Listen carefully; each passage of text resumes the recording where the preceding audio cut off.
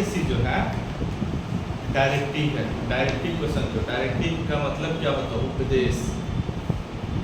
Directive का मतलब उपदेश। अगर उसको किए तो अच्छी बात है, नहीं किए तो कोई पाप की बात नहीं। समझ गए ये बात? इस कॉन्सेप्ट को समझो। डायरेक्टिव का मतलब किए तो अच्छी बात है, वाहवाही होगी, और नहीं किए तो कोई पाप की बात नहीं है, तुमको सजा मिलेगा, कोई दंड मिलेगा। ये डायरेक्टिव, उसका फुल फॉर्म ही है डायरेक्टिव प्रिंसिपल्स।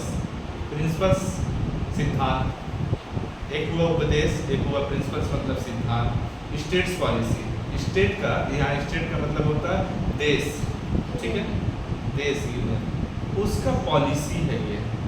इसमें क्या है कि उस वक्त में बहुत सारे मुद्दे थे, उन मुद्दों में कुछ मुद्दे ऐसे थे जिस पे कंट्रोवर्सी नहीं थी, जितने और जिसको वो इम्प्लीमेंट उस वक्त नहीं कर पाएंगे, उन सारे मुद्दों को, टॉपिक्स को डायरेक्टिव्स में रख दिया गया। क्या उद्देश्य है इसका? डायरेक्टिव्स में रखा गया इसीलिए कि इन फ्यूचर अगर सिचुएशन सब ठीक रहता है, देश का माहौल ठीक रहता है, और आने वाली जो सरकार है उसको चाहे तो इसको बिल बना के, कानून पास करके इसको बना सकती है, कॉन्स्टिट्यूशन में आर्टिकल बना सकती है। यही इसका डेफिनेशन। समझ में आई बात? तो मतलब जितने सारे अमेंडमेंट आते हैं सब डीपीएसपी से ही आता है क्या? नहीं सर, तुमको ओरिजिनल आर्टिकल पे भी अमेंडमेंट होते हैं, संशोधन होते हैं ओरिजिनल। डीपीएससी का जैसे यहाँ अभी शुभेंदु दा यूसीसी लाएंगे, बोल रहे, अगर उनको सिचुएशन ठीक लगता है, यूनिफॉर्म सिविल कोड, अगर कोई प्रोटेस्ट नहीं होगा, एहतजाज नहीं होगा, तो वह कर सकता है। अगर सभी नागरिक राजी भी हैं तो प्रोटेस्ट तो अगर सभी नागरिक राजी है तो उसको यूसीसी कर सकते हैं। यही यूसीसी जो है उनको आर्टिकल 44 में है। हाँ सर, 44 में है। अब ये एक यूनिफॉर्म सिविल कोड होता क्या है? एक देश एक कानून, आसान भाषा में।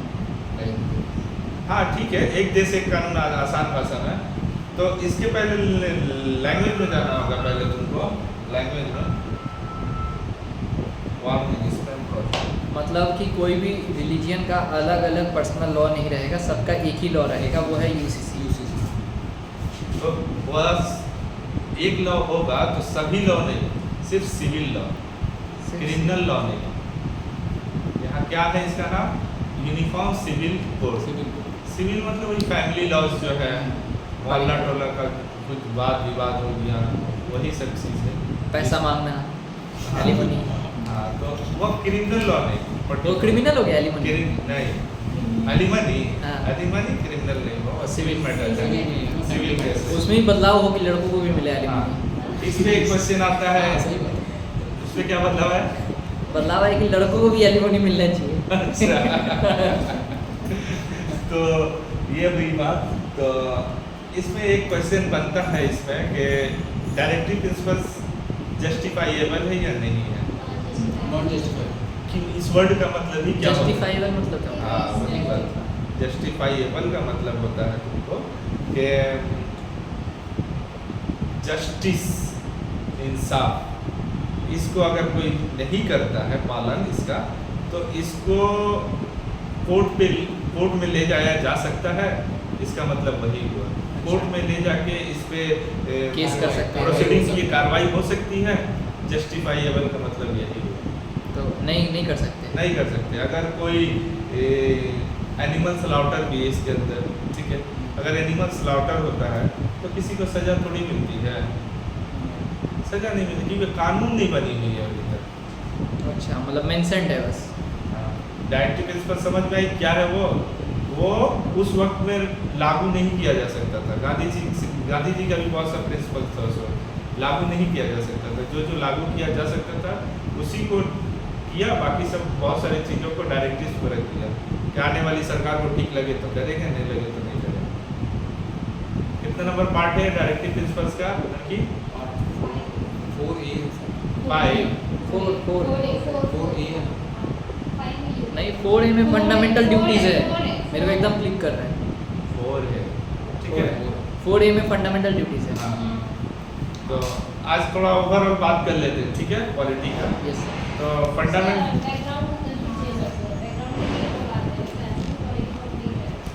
बैकग्राउंड खत्म कर देना। तो 1833 का बाकी है ना।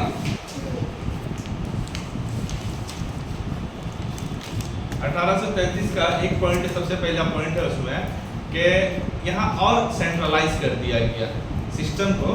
सेंट्रलाइज क्या कर, पहले सुन लो फिर मैं लिखवा दूंगा। सेंट्रलाइज कर दिया गया सिस्टम को।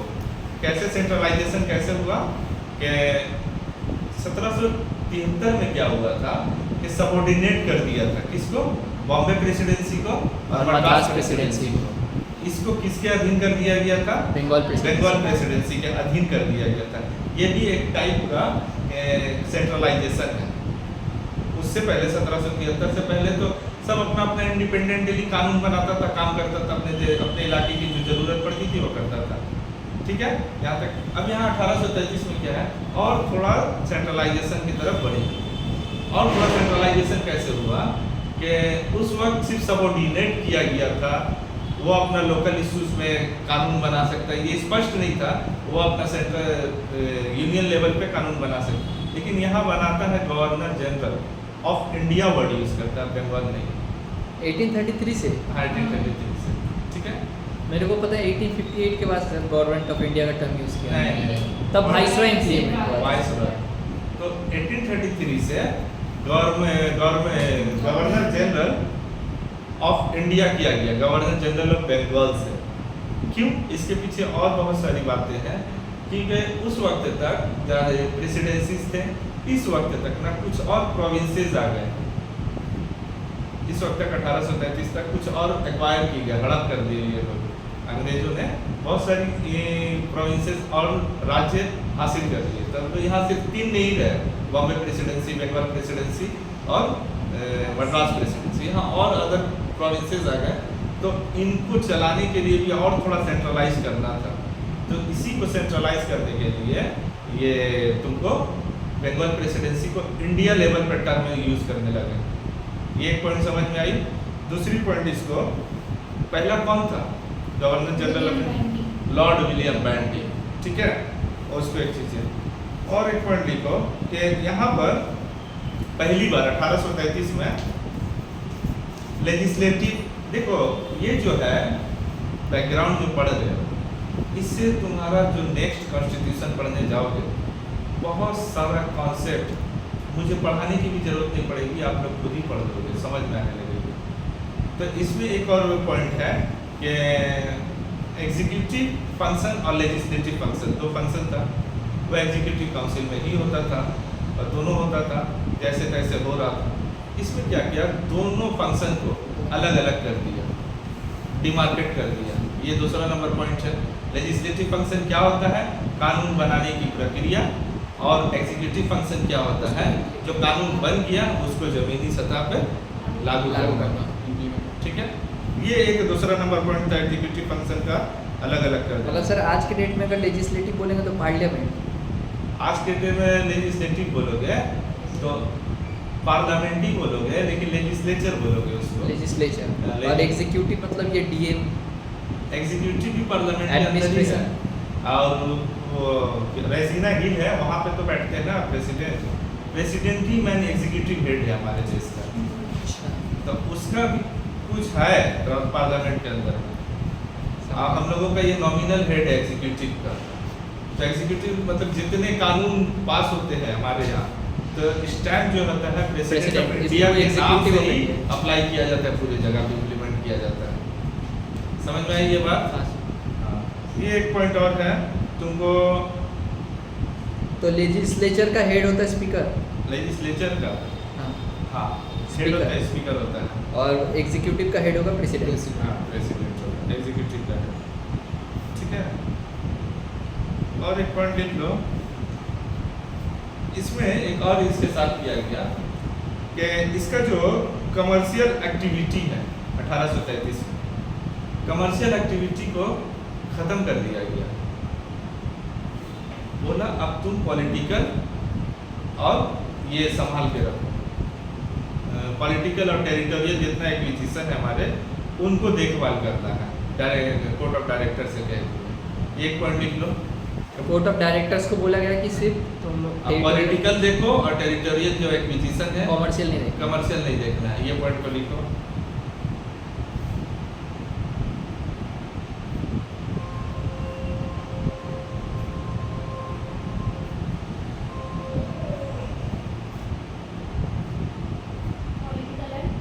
क्या बोले? पॉलिटिकल और टेरिटोरियल फंक्शन।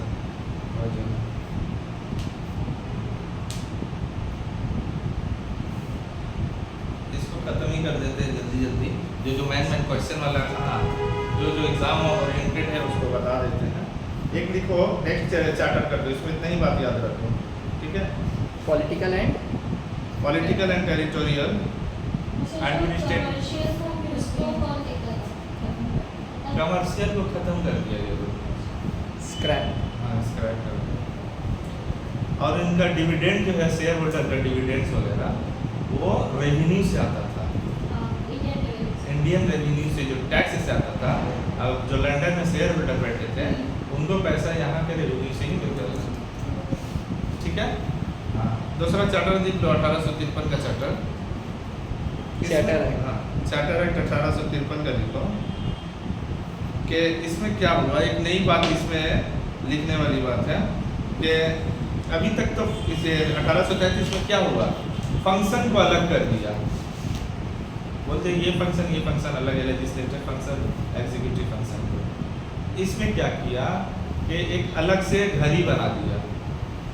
1833 में अलग से घर ही बना दिया। इसमें 6 लेजिस्लेटिव काउंसिलर्स का अलग से इसमें अपॉइंटमेंट किया। एक पॉइंट लिखो, 6 लेजिस्लेटिव काउंसिलर्स अपॉइंटेड हुए।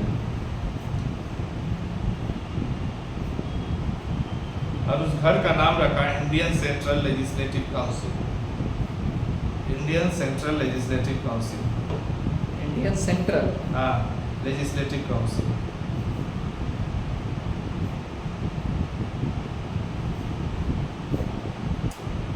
अभी तक अंग्रेज रह जाता तो हम लोग का देश कितना आगे रहता। अंग्रेज रहता तो देश आगे रहता हम लोग। हाँ, फैक्ट बोल रहे हैं, इंफ्रास्ट्रक्चर वाइज। इसमें एक और बात लिख लो कि 1853 में ही जॉब कितने तरह के उन लोगों को कैटेगराइजेशन क्या था सिविल सर्विस का। सिविल सर्विस 2 टाइप का था, कॉर्नवालिस के टाइप से ही, ठीक है? 2 टाइप का सिविल सर्विस है, एक तो covenanted civil service, uncovenanted civil service. Word लिख लो ये, कॉन्वेनेंटेड, अनकॉन्वेनेंटेड। इसमें सारी चीज़ें नहीं दी गई है।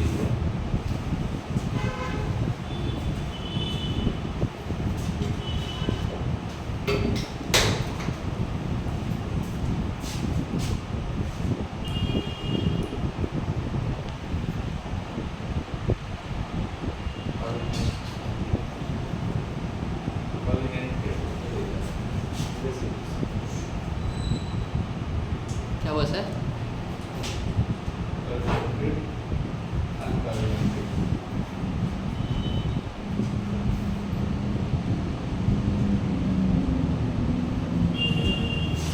ये दो टाइप का जॉब सिविल सर्विस को कैटेगराइज किया था। और किया था Cornwallis civil service. Cornwallis, Lord Cornwallis किए थे।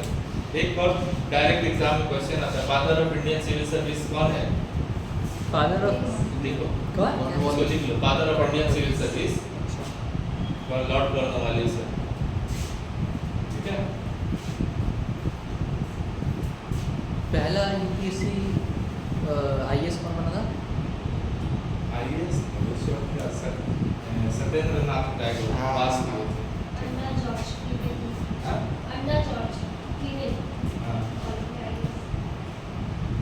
जॉर्ज। तो ये 2 किस्म का ये है, कैटेगराइज किया था। इसका क्या है, इसमें जो होते थे ये हायर पोस्ट थे, क्या थे? हायर पोस्ट थे, ये लोअर पोस्ट। ये लोअर पोस्ट थे, मतलब उस टाइम का वो यूपीएससी और सीजीए।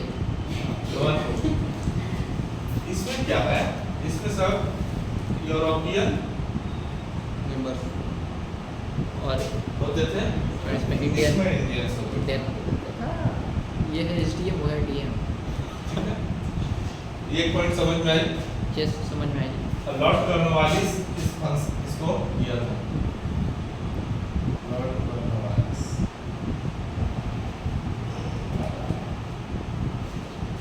तो इसको क्या है, इसका पहले से 1853 से पहले इसका कैसे होता था, क्या बोलते हैं, पुलिस का एम्प्लॉय जो आते थे यहाँ, उनका नियुक्ति कैसे होता था, कोर्ट ऑफ डायरेक्टर करता था। कौन करता था?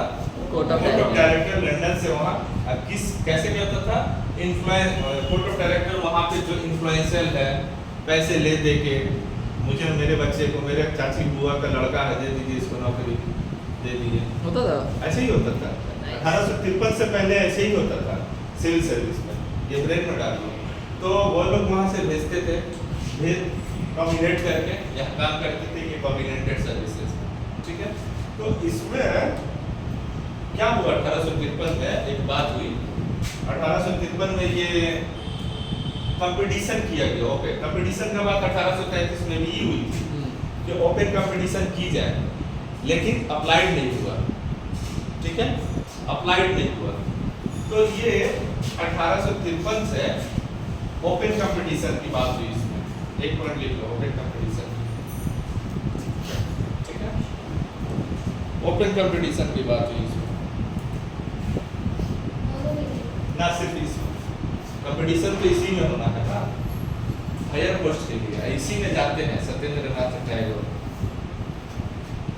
1866 कब जाते हैं? 1800। सत्येंद्र नाथ टैगोर जी को first Indian to pass ICS, imperial civil service. First Indian to pass imperial civil, first IAS कहानी का IAS ना है, ICS ICS ICS लिखा, ICS imperial civil service. Imperial, हाँ, 1866 में बने थे। यही इंपीरियल बैंक पहले SBI का नाम था। हाँ, तो ये एक पॉइंट है 1833 का, वो एक्स्ट्रा पॉइंट लिखवा रहे हम। ठीक है, यस सर, सत्येंद्र नाथ टैगोर। सत्येंद्र नाथ टैगोर। ठीक है, यस सर। इसमें ही एक प्रॉब्लम क्या आ रही थी कि जैसे देखोगे आज दिल्ली में क्या है, यूनियन गवर्नमेंट है, क्या वहाँ पे स्टेट गवर्नमेंट नहीं है? है ना। सेम सिचुएशन फेस करना होता था उस टाइम में। तो इस टाइम में एक अलग से गवर्नर ऑफ बंगाल का भी नियुक्ति किया गया 1853 में, और गवर्नर जनरल ऑफ बंगाल तो अलग था। Governor general of India Calcutta से तो ऑपरेट करता ही था, हेडक्वार्टर कलकत्ता था। ठीक है, कैपिटल वहाँ से ऑपरेट कर रहा था। तो इसी कानून में एक गवर्नर ऑफ बंगाल का अलग से बनाया गया ऑफिस। देखो इसको, गवर्नर ऑफ बंगाल अलग से।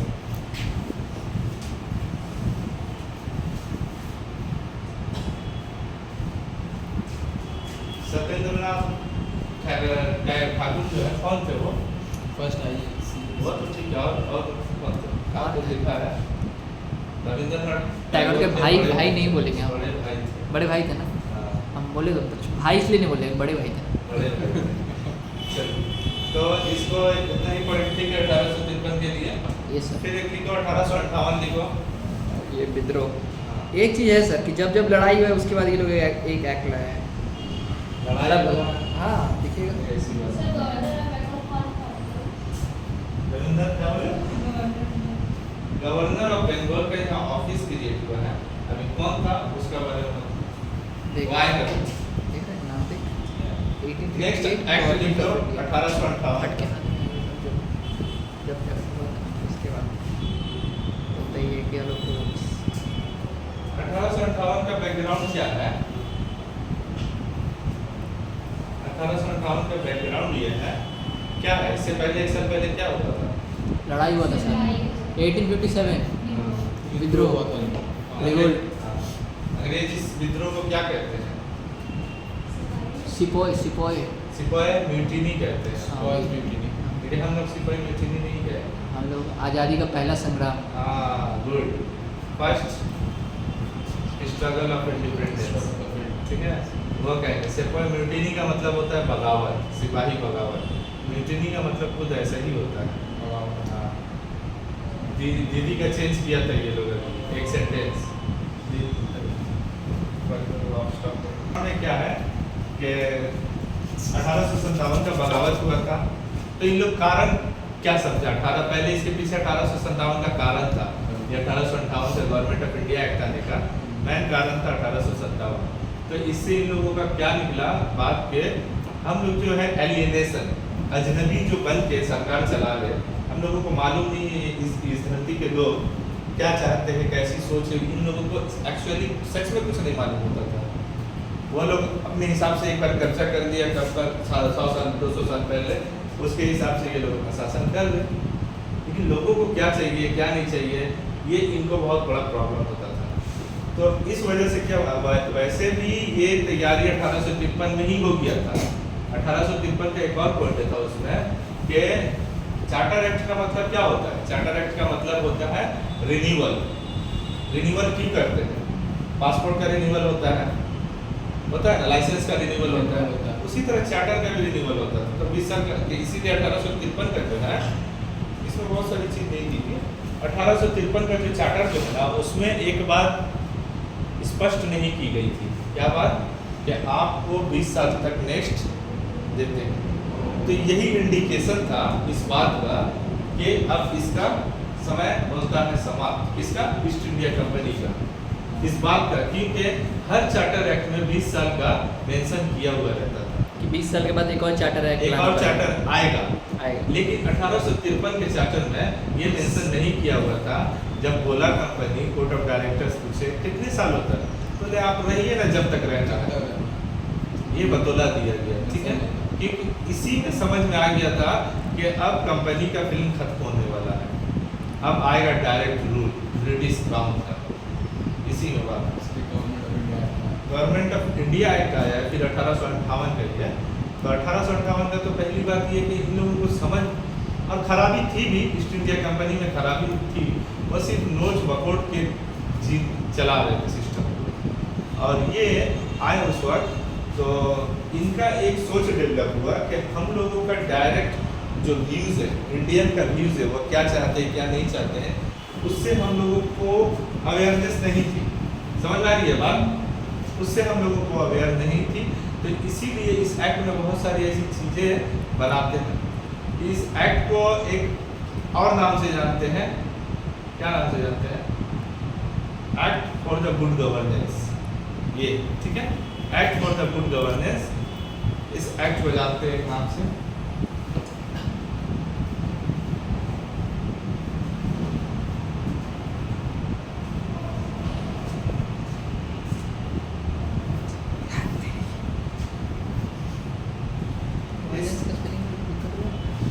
इस एक्ट के रिलेटेड एक प्रोक्लेमेशन है, ठीक है, क्वींस प्रोक्लेमेशन, 1 नवंबर 1858। होता क्या है, जब ये सब देखती है विद्रोह हो गया, तो इन लोगों का एक माइंड डेवलप होता है, ये तो ठीक है, अभी तो हम जैसे तैसे कर लिए, हैंडल कर लिए, विद्रोह को दबा दिए, लेकिन बार बार नहीं दबा पाएंगे, क्योंकि अभी जो ये इंडियंस जो थे, इनको विद्रोह में इनकी क्या क्या खामियां थी, कमियां थी, ये हार कर ये चीज़ सीख गए।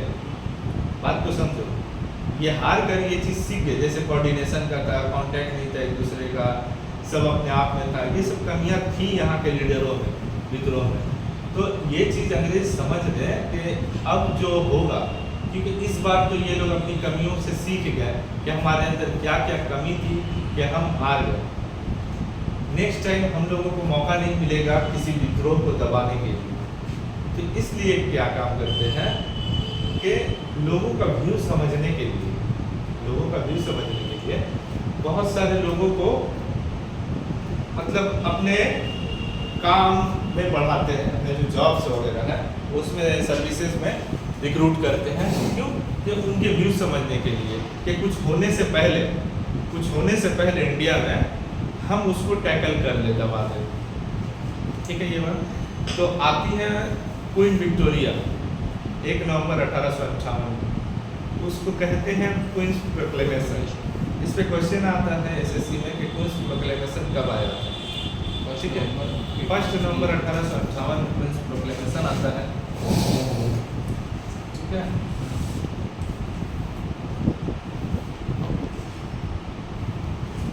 उसमें बहुत सारी बातें करती है। कोई कहाँ होता है ये क्वींस प्रोक्लेमेशन, कौन करवाता है? ये क्वींस प्रोक्लेमेशन तुमको इलाहाबाद में होता है, उसको कहते हैं इलाहाबाद दरबार, उसको कहते हैं इलाहाबाद दरबार।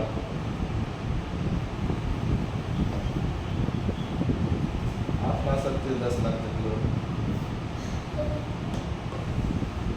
तो ये कहाँ हुआ? उस टर्म को लिख लो, इलाहाबाद दरबार। कौन इसको ऑर्गेनाइज करता है? वो चिट्ठी जो भेजती है क्वीन विक्टोरिया, उसको पढ़ता कौन है? एक असेंबली बना के, ये एक हिस्टोरिक असेंबली था। ठीक है, पढ़ता कौन है? उस वक्त का जो गवर्नर जनरल था, बाद में उसको वाइसरॉय का नाम से जाना जाएगा, वो था Lord Canning. Lord Canning proclamation को उस अनाउंसमेंट को पढ़ता है इलाहाबाद दरबार में। लॉर्ड कैनिंग ही तो पहला वाइसरॉय बनेगा शायद। हाँ, वही तो है उस टाइम में विक्टोरिया का। तो इसमें लिख लो, इसके इस एक्ट में गवर्नर जनरल ऑफ इंडिया तो बदल गया। यही तो सवाल है। गवर्नर जनरल ऑफ इंडिया का नाम बदल कहीं कोई कागज में, डॉक्यूमेंट में नहीं लिखा है कि गवर्नर जनरल ऑफ इंडिया अब नामकरण बदला जा रहा, वाइसरॉय ऑफ इंडिया किया जा रहा है। ये कहीं किसी कागज में नहीं लिखा, डॉक्यूमेंट में। उस वक्त भी गवर्नमेंट ऑफ इंडिया ही चल रहा था, साथ साथ ये वाइसरॉय ऑफ इंडिया भी चलने लगा। अब ये जो वाइसरॉय जो थे उस वक्त का वाइसरॉय, वो खुद से अपने किसी भी पेपर पे पास करते थे, कुछ करते थे तो अपना नाम लिख के वाइसरॉय ऑफ इंडिया लिखना पसंद करते थे जो गवर्नर्स रहते थे। वाइसरॉय का वर्ड में एक बड़ी बात है, मतलब वाइस मतलब वाइस मतलब वाइस, रॉयल्टी, रॉयल मतलब रॉयल्टी से रॉयल आया है, मतलब हम क्राउन के, राजा के प्रतिनिधि हैं। ये अच्छा रॉयल्स के भाई हैं। हाँ, वाइसरॉय। अगर government of governor of India बोलेगा और वाइसरॉय बोलेगा तो ज़्यादा इज्जत मिलेगा इसमें तो इंडिया का पिक्चर बनेगा, इसमें ब्रिटेन का पिक्चर बनेगा। तो ये पॉइंट लिख लो कि गवर्नमेंट ऑफ इंडिया के साथ साथ वाइसरॉय ऑफ इंडिया का भी पोस्ट चला। लिखो, लिख लिया? हाँ, ये एक पॉइंट लिख लिया उसमें। अब क्या होता है इसमें, एक अच्छा चीज़ होता है, अब तक कंपनी को यहाँ पे शासन जो करता था, कौन लोग करता था, किसके थ्रू होता था, कौन अपॉइंट करता था यहाँ के कर्मचारियों को? ईस्ट इंडिया कंपनी के कर्मचारियों को कौन अपॉइंट करता था? हाँ? नहीं, इससे पहले गवर्नर जनरल ऑफ बंगाल करता था, और उसके बाद जब उसको कौन करता था? उसको हाँ? वही तो वो लंदन से होता था। किसी को गवर्नर जनरल चाकरी नहीं देता था, चाकरी देने का काम था कोर्ट ऑफ डायरेक्टर्स का, लंदन में बैठे, चाहे कोई छोटा क्लर्क हो या बड़ा क्लर्क हो, सीनियर क्लर्क हो, जो भी हो, वहाँ से लंदन से अपॉइंट पाए सर। ये पता है सर। उसके बाद जब 1857 में जब लड़ाई हुआ तो उन लोग का डर के हमारे हालत ख़राब हुआ, तो बोलता है गवर्नमेंट ऑफ इंडिया एक्ट लाओ, ठीक है, और उसके बाद उसका नाम वाइसरॉय कर मतलब चेंज किया जाता है। अब आपने बताया तो नया पता चला। ये अलग वर्जन है जो बताया था, वही रियल वर्जन है। ठीक है, यस सर। हाँ, तो ये जो है, अब क्या होता है, पहले कौन करता था?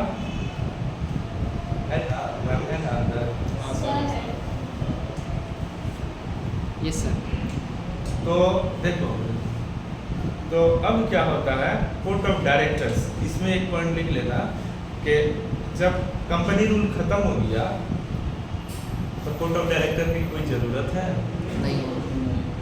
नहीं है, इसलिए वो क्राउन रूल में चले गए। हाँ, तो कोर्ट ऑफ डायरेक्टर एबोलिश कर दिया गया, एक पॉइंट। ठीक है, कोर्ट ऑफ डायरेक्टर को कहा गया अब आपका होता है समय समाप्त, अब घर जाइए, आराम कीजिए, जिंदगी गुजारिए लंदन में।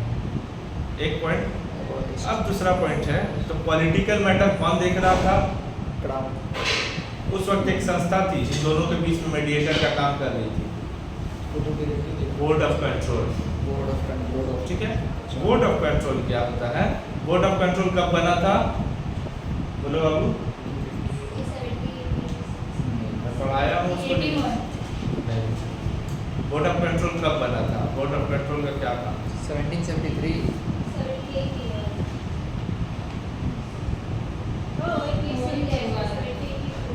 84 में ब्रिटिश इंडिया एक्ट में बना है। उससे पहले पॉलिटिकल मैटर और कमर्शियल मैटर दोनों ही बोर्ड ऑफ डायरेक्टर्स ही देख रहा था। ठीक है, 1773 से लेकर 1784 तक पॉलिटिकल मैटर्स भी और कमर्शियल मैटर्स भी बोर्ड ऑफ डायरेक्टर्स देखा था। एक पॉइंट ये तो लिखे कि बोर्ड ऑफ डायरेक्टर्स एबोलिश हो गया, बोर्ड ऑफ कंट्रोल भी एबोलिश हो जाता है। ठीक है, council of India, board of control ये एबोलिश हो जाता है। ठीक है, तो अब तो ये तो पॉलिटिकल फंक्शन करता था बोर्ड ऑफ कंट्रोल, तो कौन करेगा अब? क्राउन नहीं, क्राउन तो वो डायरेक्ट करेगा, वो तो बैठ के सही करने वाला है। बस वाइसरॉय तो इंडिया में है, अच्छा इंडिया को लेकर वही का कोई करेगा। वाइसरॉय और क्राउन के बीच में भी एक मीडिएटर बोर्ड ऑफ कंट्रोल को चेंज किया जाता है। उसके जगह एक नया ऑफिस लाया जाता है जिसको कहते हैं, एक नया पोस्ट भी आता है, board of secretary of states for India. ठीक है, secretary of states for India, secretary of states for India. For India. इसको एक काउंसिल दी जाती है 15 लोगों की।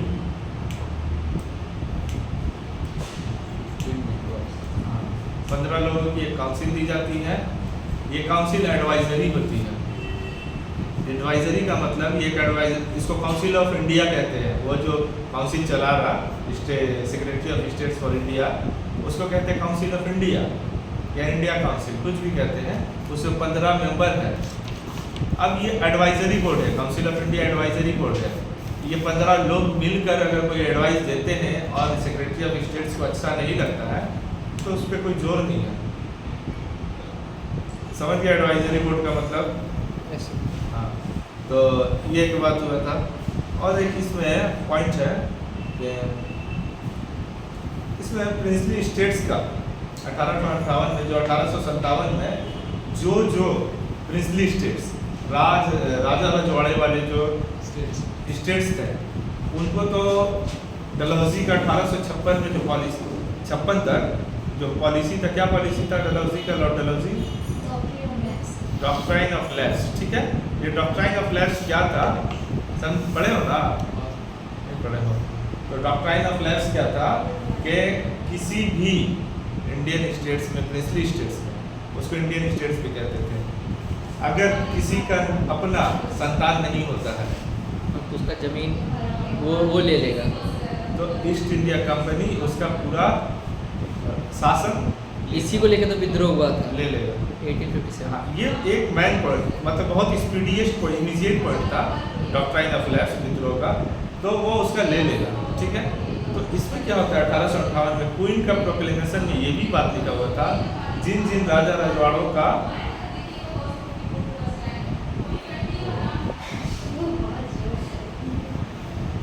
राजा रजवाड़ों का राज्य ले लिया गया था डॉक्ट्राइन ऑफ लैप्स के थ्रू, उसको क्वीन कहती है हम आपको आपका राज्य वापस करते हैं, आप अपने हिसाब से राजत्व कीजिए। ठीक है, लेकिन मेरे सुजरेंटी के अंडर। सुजरेंटी वर्ड समझ में आती है? सुजरेंटी वर्ड नहीं समझ आती है?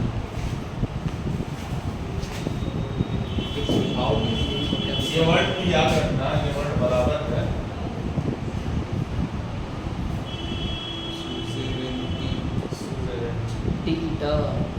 ये बराबर है किसके मालूम है? सोवरेनिटी। बस सोवरेन। सोवरेनिटी का स्पेलिंग अभी सोवरेनिटी क्या होता है?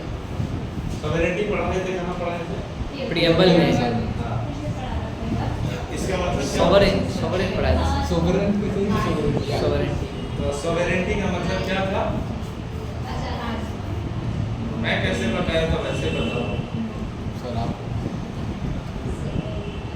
तुम नहीं थे सर, थे पेपर में। प्रियम्बल में था। हाँ, उसके बाद वो क्लास में देखा।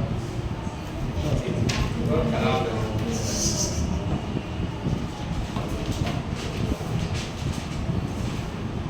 सोवरेन सबसे पहले। सोवरेनिटी बोलो। इसका मतलब क्या याद नहीं होगी। याद हो जाएगा। अगर हमको बोलोगे हम ब्रेन में घुसा देंगे। सॉवरेनिटी का मतलब हो गया, तुम बोलो। No king no queen. ये तो रिपब्लिक का छोटा डेफिनेशन, रिपब्लिक का बहुत बड़ा डेफिनेशन है। रिपब्लिक में जाओगे बहुत हम ब्रेन में रखने के लिए हम दो वर्ड बताते हैं रिपब्लिक का। पब्लिक से republic, no king no queen, ये बताया था। हाँ वो तो रिपब्लिक का था। रिपब्लिक का सोशलिस्ट समाजवादी सेक्युलर धर्म बाहरी हस्तक्षेप नहीं करते। क्या बोले? सिर्फ बाहरी हस्तक्षेप, जैसे कोई डिसीजन होता है, कोई पावर बाहरी उसमें आके बोलता है वो। ठीक है। सॉवरेनिटी का मतलब या सुवेरेनिटी का मतलब होता है कि वो अपना डिसीजन लेने में किसी फॉरेन इन्फ्लुएंस का उसका मैटर नहीं है। तो आज तक राजा रजवाड़े क्या थे हमारे, अपने राज्य का डिसीजन वो खुद लेते थे, किसी से पूछना नहीं होता था। लेकिन अब क्या होगा कि ब्रिटिश क्राउन के सुवेरेनिटी के अंदर रहना होगा। ठीक है, ये एक पॉइंट लिख लो, under the sovereignty of British crown, princely states under the sovereignty of British crown. तो ये टर्म क्या है? ये मतलब सॉवरेन नहीं लिख सकते उसकी जगह? ना यहाँ सुवेरेनिटी, उसके प्रोक्लेमेशन में सुवेरेनिटी लिखी विक्टोरिया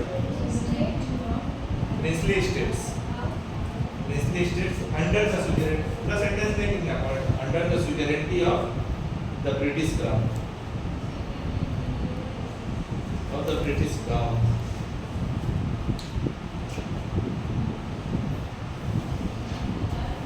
ये पॉइंट समझ में आई है? Yes sir, yes sir. Sir इसका पूरा मैं समझ नहीं पा रही। वो जो स्टेट था राजा रजवाड़ा स्टेट्स, प्रिंसली स्टेट्स, उसको क्या हुआ 1857 में तो चलो उसे पूरा कब्जा कर दिया। कब्जा करने के बाद विद्रोह हुआ कि मुझे मेरा कब्जा किया हुआ राज्य वापस चाहिए, राजा रजवाड़ा को। तो ये आती है क्वीन विक्टोरिया अपने प्रोक्लेमेशन में इलाहाबाद में कहती है कि आप लोगों का, आप लोग जैसे चलाते थे अपना राजा रजवाड़ा वह चलाइए, लेकिन मेरे आप पूरे तरह से स्वतंत्र नहीं हैं। हमसे पूछ के जो भी कुछ करना होगा कुछ भी करना होगा पूछ पाछ के करना होगा, नहीं तो तुम थक देंगे फिर से। ठीक है, तो ऐसी बात है, ये सब रिकॉर्ड हो जाता है। हाँ वकालत करो। कोई बात नहीं, ठीक है, यहाँ इतना फंक्शन नहीं एडिट करने वाला, उससे कोई दिक्कत नहीं सर। कोई दिक्कत नहीं ना। मैं सब कर देते हैं। ठंडा लग रहा है। कर दो। ठंडा लग रहा है, टेम्परेचर बढ़ गया है बहुत। क्रेडिट वहाँ के डॉक्यूमेंट में उसके प्रोक्लेमेशन में तो ऐसा कोई वाइसरॉय लिखा नहीं था वर्ड, लेकिन हमारे कॉम्पिटिटिव एग्जामिनेशन में क्वेश्चन पूछता है कि फर्स्ट वाइसरॉय ऑफ इंडिया कौन था, लिख लो। बहुत कनिंग था। हाँ, था। कैनिंग था। कैनिंग हमारे इलाका में आज भी दो नाम है, दो जगह का नाम है, हाँ, कैनिंग स्ट्रीट। कैनिंग स्ट्रीट और एक वहाँ डायमंड हार्बर के पास जाओगे तो कैनिंग एक जगह है। कैनिंग जगह, हाँ सर, हाँ। लोकल में पड़ता है तो सुंदरबन जाने का पहले। हाँ कैनिंग, हाँ वही नाम। सुंदर बन जाने का। हाँ, सुंदरबन जाने के लिए करेक्ट। तो ये हुआ हमारी बात। तो इसमें इतनी सारी पॉइंट्स हैं, ये इसमें से ही क्वेश्चन आप लोगों का आ जाएगा। Yes sir. अब लिखो एक इंडियन काउंसिल्स एक्ट, ठीक है? ये खत्म। हाँ अपना पॉइंट ठीक है, सिर्फ एग्जाम दोस्तों से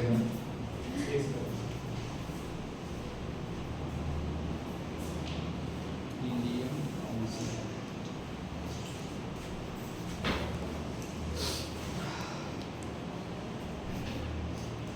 पास करना है। मस्ती थैंक यू।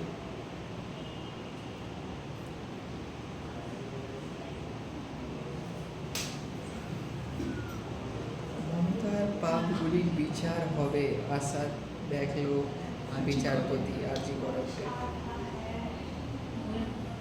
इसको किसी ने एनकाउंटर कर दिया हमारे को। क्या होता है? काउंसिल क्या होता है? अभी तक तो काउंसिल खेल रहे हो 1773 से, है ना? काउंसिल खेल रहे हो ना? काउंसिल एक ऐसा जगह है जहाँ पे नंबर ऑफ अपॉइंटेड मेंबर्स बैठते हैं और वो किसी भी बात पे चर्चा करते हैं, उसको काउंसिल कहते हैं।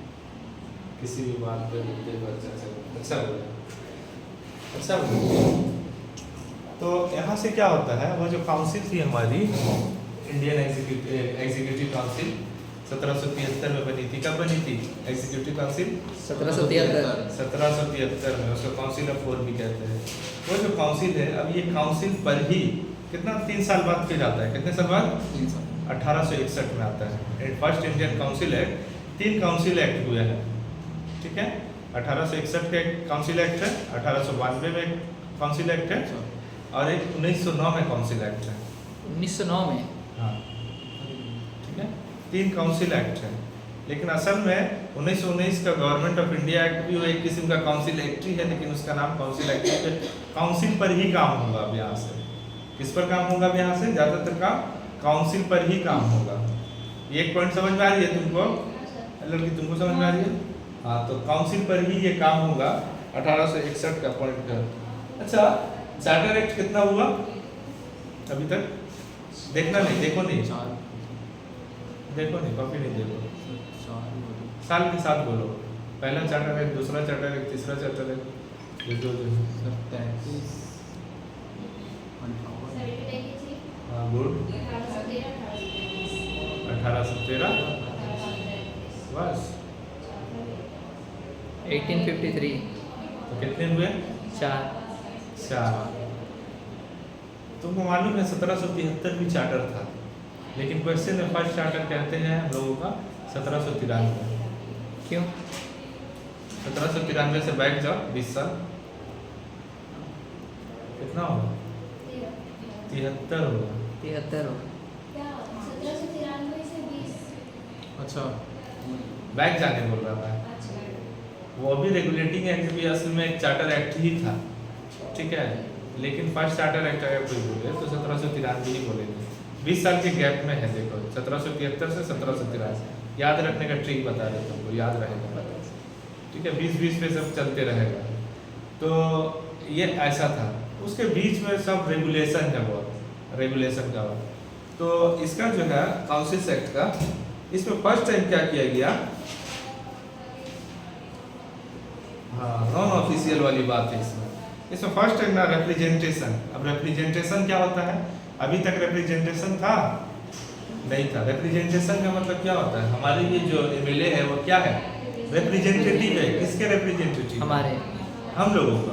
हम लोगों का दुख सुख क्या है, उसके ऊपर क्या मैटर है, वहाँ जाके डिस्कस करना, उसको सॉल्यूशन निकालना है संसद में बैठकर, काउंसिल में, ठीक है। एमपी जो है रिप्रेजेंटेटिव है, 1 लाख लोगों का रिप्रेजेंटेटिव है एमपी। एमएलए कुछ लोगों की पॉपुलेशन का रिप्रेजेंटेटिव होता है, तो उसको कहते हैं रिप्रेजेंट करना। हम अकेला एक इंसान कुछ लोगों का 10,000 लोगों का या 1 लाख लोगों का के तरफ से मैं रिप्रेजेंट कर रहा हूँ उनकी समस्याओं को। तो इस एक्ट में पहली बार रिप्रेजेंटेटिव इंस्टीट्यूशन इवोल्यूशन हुआ। देखो रिप्रेजेंटेटिव इंस्टीट्यूशन से 1861 council act, Indian council act 1861, Indian council act 1861। Representative, हाँ, रिप्रेजेंटेटिव इंस्टीट्यूशंस।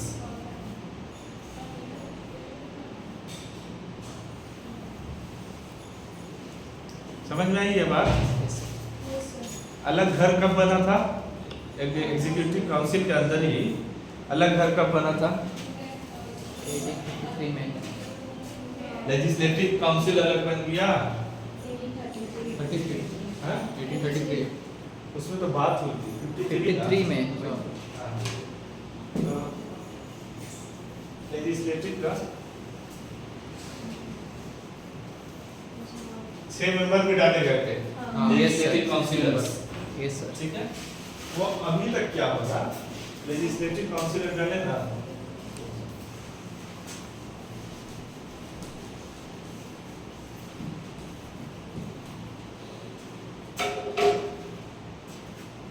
मान लो ये पहले एग्जीक्यूटिव काउंसिल था, ठीक है। मान लो ये एग्जीक्यूटिव काउंसिल है। एग्जीक्यूटिव अभी का पार्लियामेंट का सिस्टम भी ऐसे ही है।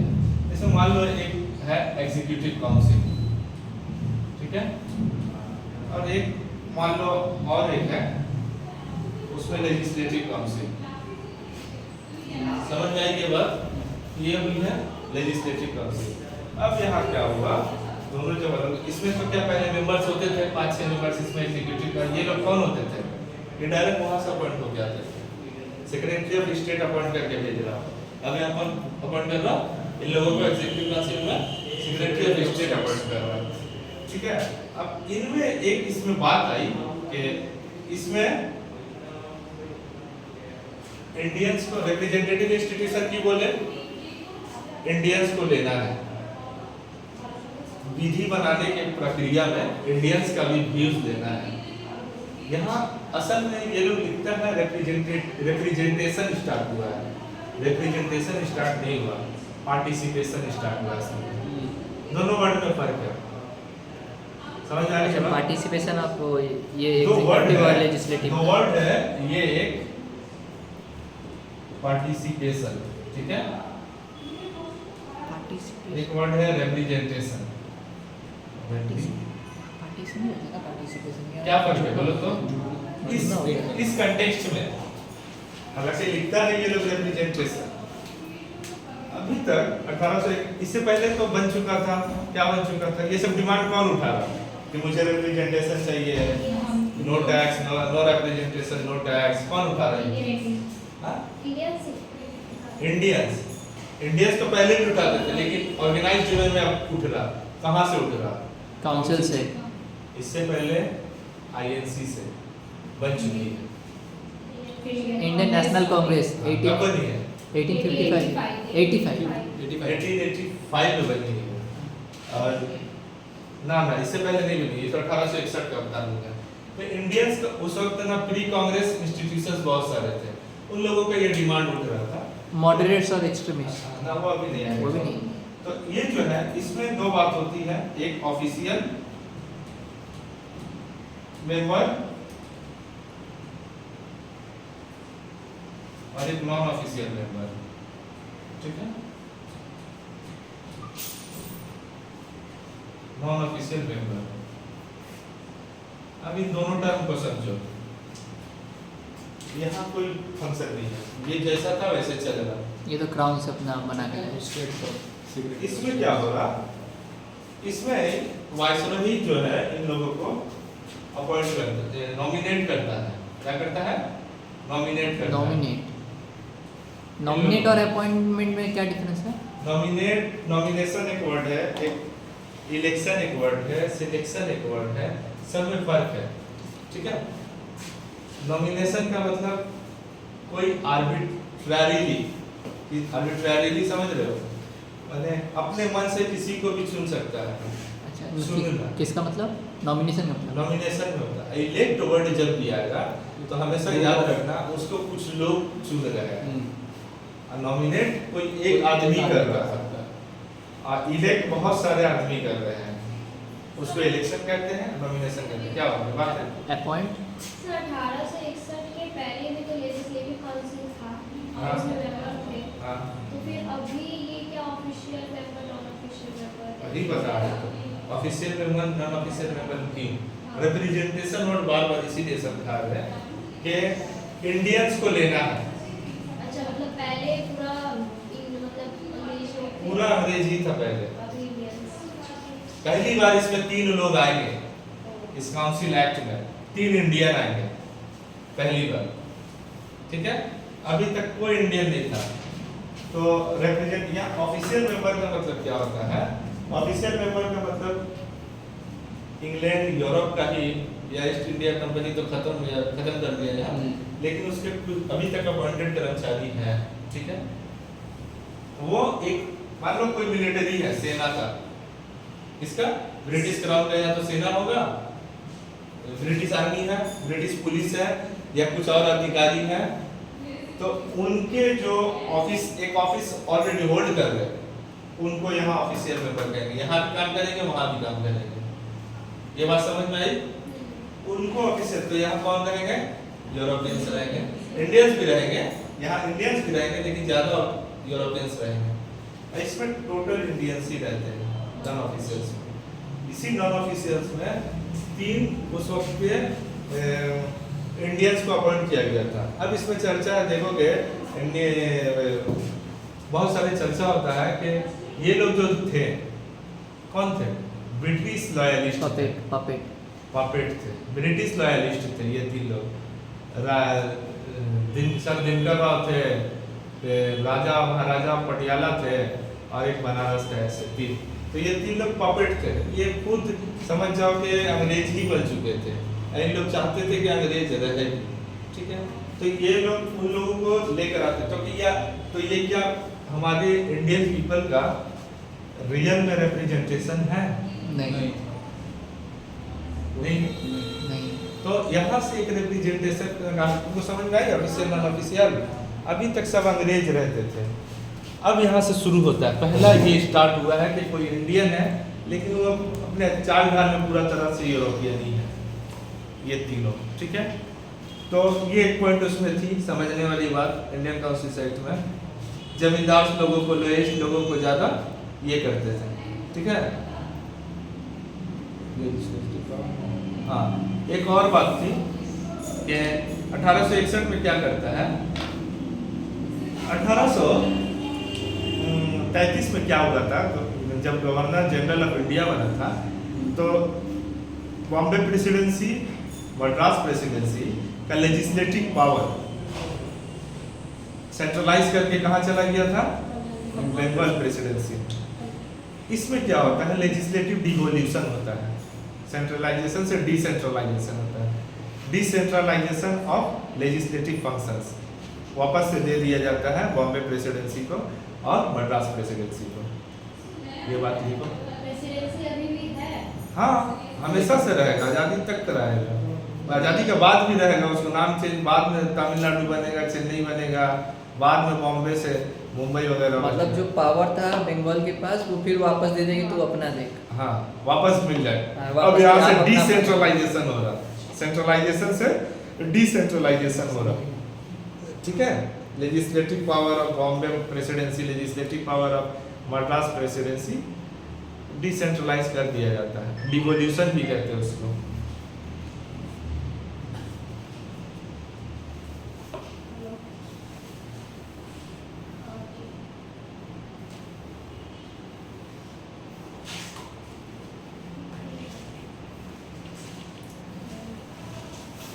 अच्छा नहीं होता,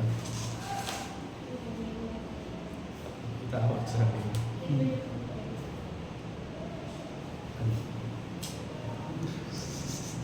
कोई बात काटो उसको, काटो। हाँ, कहाँ से काटा निकलेगा। ये लेकिन अच्छा है, हम लोग का इंस्टीट्यूशन वाला अच्छा है। वो आपका लक्ष्मीकांत में भी इतना डिटेल्स नहीं जितना इसमें।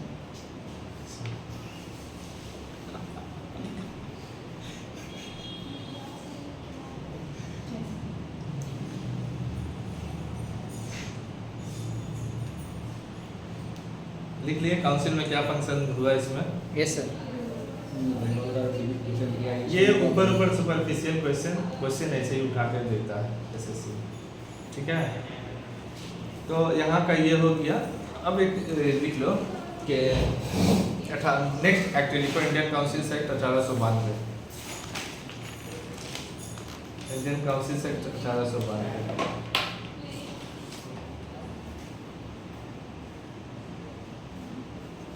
इसमें एक पॉइंट बन गया कि जो अब कुछ एक्वायर्ड प्रोविंसेस थे, कॉन्क्वायर्ड प्रोविंसेस थे। प्रोविंसेस मतलब क्या? प्रेसिडेंसी और प्रोविंसेस में क्या स्टेट्स होता है। फर्क है, जिसमें अभी तक कोई यूनियन टेरिटरी एग्जिस्ट है, यूनियन टेरिटरी उसी तरह उस प्रोविंसेस में काम होते थे। उसका अपना कोई लेजिस्लेटिव काउंसिल नहीं था, एग्जीक्यूटिव काउंसिल नहीं था, प्रोविंसेस कहते थे सब। आहिस्ता आहिस्ता उसमें किया गया अलग अलग, इसी एक्ट में कहा गया 1892 में। इंडियन काउंसिल एक्ट का 1892 में कहा गया कि प्रोविंसेस में लेजिस्लेटिव काउंसिल बनाने के लिए establishment of legislative council at provinces. ये बात समझ में आई? प्रेसिडेंसी और प्रोविंसेस का फर्क समझ में आई? क्या समझ में आई बोलो? प्रेसिडेंसी है और एक प्रोविंसेस है। आज जैसे यूनियन टेरिटरी काम करता है, अगर जिसको मालूम है आज यूनियन टेरिटरी का काम कैसे होता है वो समझ जाएगा मेरी बात। लेजिस्लेटिव का लेफ्टिनेंट गवर्नर, हाँ लेफ्टिनेंट हाँ, गवर्नर सेंटर चलाता है उसको, सेंटर चलाता है और इसमें बाय द पीपल वाला चीज़ है। हाँ। जो पीपल चुनेगा वही हेड रहेगा, हाँ इलेक्शन, elected। हाँ वरना elected। गवर्नर एक स्टेट का हेड रहेगा। हाँ ठीक है, इसमें यही एक पॉइंट बड़ी पॉइंट है। सर जब एक और चीज़ है एलएमसी बोल के सर, जिसमें डुअल बोल के कुछ रहता है, दो LMC, हाँ कुछ तो है ऐसा, मतलब ध्यान नहीं आ रहा मेरे को, जैसे उत्तर प्रदेश है, दिल्ली है, एग्जाम्पल मेरे को पता है हाँ ऐसा। हाँ, वो कुछ होता है, दो उसमें असेंबली रहता है और लेजिस्लेटिव काउंसिल ऐसा कुछ है। ओ भाई क्या बोले, हाँ जो भी हो वो याद नहीं दो असेंबली रहता है, ये उत्तर प्रदेश है बहुत हो। से उसका मतलब क्या होता है? बिहार उत्तर प्रदेश 8 है 8। ये है। वो मतलब होता क्या, वो दो चीज़ क्या है? दो तो उसको बता दो। लोकसभा नहीं, विधानसभा विधान परिषद दोनों है। तो क्या है इसका फंक्शन, वही पूछ रहा हूँ। वही क्या होता है? समझाना है, फंक्शन क्या है? समझाना है, बताओ। राज्यसभा लोकसभा होता है सेंट्रल में, उसी तरह स्टेट में भी होता है विधानसभा विधान परिषद। तो देश में कुछ 8 राज्य हैं जिनका विधानसभा और विधान परिषद दोनों है और सबका नहीं है। ये होता है, इससे कंफ्यूज मत होना, यह सब चीज उल्टा पुल्टा बैकग्राउंड में था, उसी को ठीक करके हमारे कॉन्स्टिट्यूशन में आया है, ठीक है। जब जाओगे 1935 के एक्ट में तो देखोगे ना कि ना काउंसिल ऑफ स्टेट्स का वजूद आ गया और फेडरल असेंबली यानी लोकसभा का वजूद एग्जिस्टेंस आ जाता है गवर्नमेंट ऑफ इंडिया एक्ट 1935 में। लेकिन उसमें देखो उल्टा है, लोकसभा में आज के हम लोगों का लोकसभा में डायरेक्ट इलेक्शन होता है, काउंसिल ऑफ स्टेट्स में राज्यसभा में इनडायरेक्ट इलेक्शन होता है। लोकसभा के ही जो MLA हैं वही आपस में ही इलेक्शन करके, नहीं, लोकसभा में तो MP होते हैं। अरे लेजिस्लेटिव असेंबली में हमारे विधानसभा कहते हैं हिंदी में, उसका जो MLAs है वही आपस में इलेक्ट करके डिसाइड करके CM बनाते हैं। राज्यसभा में भेजते हैं काउंसिल ऑफ स्टेट्स में, तो ये इनडायरेक्ट इलेक्शन हुआ। लेकिन 1935 में उल्टा था, राज्यसभा काउंसिल ऑफ स्टेट्स में डायरेक्ट इलेक्शन होता था जिसको पब्लिक चुनती थी। उस वक्त तक कुछ 17 करोड़ 18 करोड़ वोटिंग राइट दिए गए थे। अब वोटिंग राइट का सुन लो, सुन लियो ना, वोटिंग राइट का ये लिंक से मेरा बहता रहता है ब्रेन से मटेरियल, मेरा अजीब हिसाब है, तो जब एक सीक्वेंस पकड़ेगा तो बहता रहेगा। तो ये जो राज्यसभा का 1935 में क्या है, इनडायरेक्ट था। उस वक्त का वोटिंग राइट सबको नहीं दिया जाता था, हमको तुमको तो मिल रहा, फकीर भी जाके देता है वोट, ठीक है, लेकिन उस वक्त नहीं था, औरतों को वोट देने का तो राइट ही नहीं था। कुछ अमीर लोग थे जो, उसका दो ही क्राइटेरिया था उस टाइम में, वोटिंग राइट किसके पास होगा, एक तो पैसा होना चाहिए, दूसरा एजुकेशन होना चाहिए, इन दोनों में से कोई एक होगा तो आपको वोटिंग राइट रहेगा। तो उस वक्त 1935 के बाद इलेक्शन भी हुई थी 1937 में, याद आ रही है बात, 1937 में इलेक्शन हुई थी जिसमें समथिंग कुछ करोड़ लोग उसमें वोट दिए थे। अब वो जो वोट हुआ था राज्यसभा काउंसिल ऑफ स्टेट्स का हुआ था डायरेक्ट इलेक्शन, और उस वक्त का लोकसभा उसमें था 1935 में ही क्रिएट हो चुका था। उस वक्त उसमें इनडायरेक्ट इलेक्शन होता था। तुम्हारी बात है तो हम बोल रहे हैं कि बैकग्राउंड में जितने कॉन्स्टिट्यूशनल डेवलपमेंट हुए हैं उससे ये दोनों टर्म को कंफ्यूज नहीं करना, लेजिस्लेटिव काउंसिल और लेजिस्लेटिव असेंबली, ठीक है, दो वर्ड अभी का है करंट इश्यूज में। तो लेजिस्लेटिव असेंबलीज में MLA बैठते हैं, मेंबर ऑफ लेजिस्लेटिव असेंबली, हाँ हाँ, और लेजिस्लेटिव काउंसिल में MLC कहते हैं उसको, MLC, हाँ वो Member नीतीश of कुमार वही Legislative थे, Council, नीतीश कुमार वही थे। MLC, ठीक है, MLC, MLA नहीं। जैसे लोकसभा में MLC को कौन अपॉइंट करता है?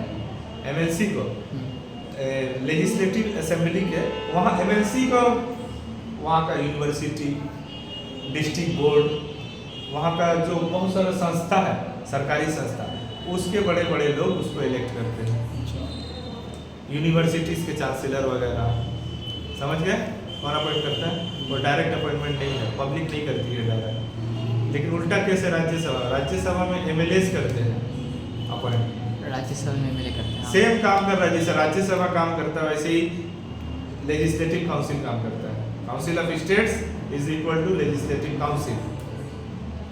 एल्डर के तौर पे रखा गया इन लोगों को, इस संस्था को कैसे रखा गया, बड़े बाप दादा भाई के तौर पे, बुद्धिजीवी के तौर पे। इसीलिए देखोगे दोनों का एलिजिबिलिटी में फर्क है। दोनों लेजिस्लेटर के एलिजिबिलिटी में फर्क रहता है। एक का होता है 25, एक का होता है 35। 10 साल का फर्क क्यों है ना बाबा? आप बड़े हैं, ज़्यादा दुनिया देखे, ज़्यादा एक्सपीरियंस है। अब आप कुछ कानून बनाएंगे, अगर उसमें कुछ भूल चूक होगी तो आप थोड़ा नज़र लगा लीजिएगा। समझ रहे हो डिफरेंस की में एलिजिबिलिटी में? काउंसिल ऑफ स्टेट्स के मेंबर में और लोकसभा के मेंबर में डिफरेंस क्यों है कि उसको एक बड़े घर का बुजुर्ग का तौर पे, पार्लियामेंट का बुजुर्ग का तौर पे रख रहा है। ये बुजुर्ग वर्ड समझ में आ रही है ना? सीनियर मेंबर्स, हाँ सीनियर, हाँ सीनियर्स, हम लोग बुजुर्ग कहते हैं बड़ों को, जो बड़े हैं, हाँ, ताई हम भाई, लोग बोलते हैं। हाँ ताऊ जी। तो ऐसी बात है। अभी समझ में आई काउंसिल, लेजिस्लेटिव काउंसिल क्या है, लेजिस्लेटिव असेंबली क्या है? समझ में आ गया। क्या समझे? समझ में आ गया कि जो एमएलसी है उसको वहाँ के जो लेजिस्लेटिव असेंबली नहीं, वहाँ के जो अलग अलग संस्था है बड़े बड़े, वो लोग उसको अपॉइंट करते हैं। बोर्ड्स होते हैं, हाँ, यूनिवर्सिटी जो भी है वो लोग इनको अपॉइंट करते हैं। और ये लेजिस्लेटिव असेंबली में हम लोग इलेक्ट करते हैं, और वो लोग जो हैं वो लोग राज्यसभा के पीपल को इलेक्ट करते हैं। हाँ, एमएलए जो है वो राज्यसभा के लोग हैं। और दोनों हाउसेस में एक विचारधारा क्या है, फर्क क्यों है? तो दोनों तो वही काम कर रहे हाँ, हैं। क्योंकि ये लोग एक्सपीरियंस्ड है, लोग बुजुर्ग हैं, बड़े हैं, इसीलिए। बड़े हैं, एज में भी बड़े हैं। लेकिन सर इन लोग के जो एमएलसी है, यहाँ पे कोई बिल पास होता है क्या? एमएलसी में ना नहीं होता है, कुछ नहीं करना, बस बैठे रहना है। राज्यसभा से एक बिल इंट्रोड्यूस कर सकता है। कौन सा बिल? मनी बिल नहीं है वो, अमेंडमेंट अगर हो कोई बड़ा हाँ, तो राज्यसभा नेशनल इंपॉर्टेंस का अगर कुछ हो तो उस पर बिल को इंट्रोड्यूस कर सकता है। और एक है इस पे बोलो, जेपीसी, राज्यसभा यूपीएससी वगैरह का, JPC joint parliament committee, joint parliament का, तो उस पे इशू कर सकता है। ठीक है, 1892 का वही एक पॉइंट लिखना, और एक पॉइंट लिखने लायक है इसमें, सेंट्रल लिखे ना, क्या लिखना है? 1892 का क्या लिखना है? Legislative council, establishment of legislative council at provinces, establishment of legislative councils at provinces.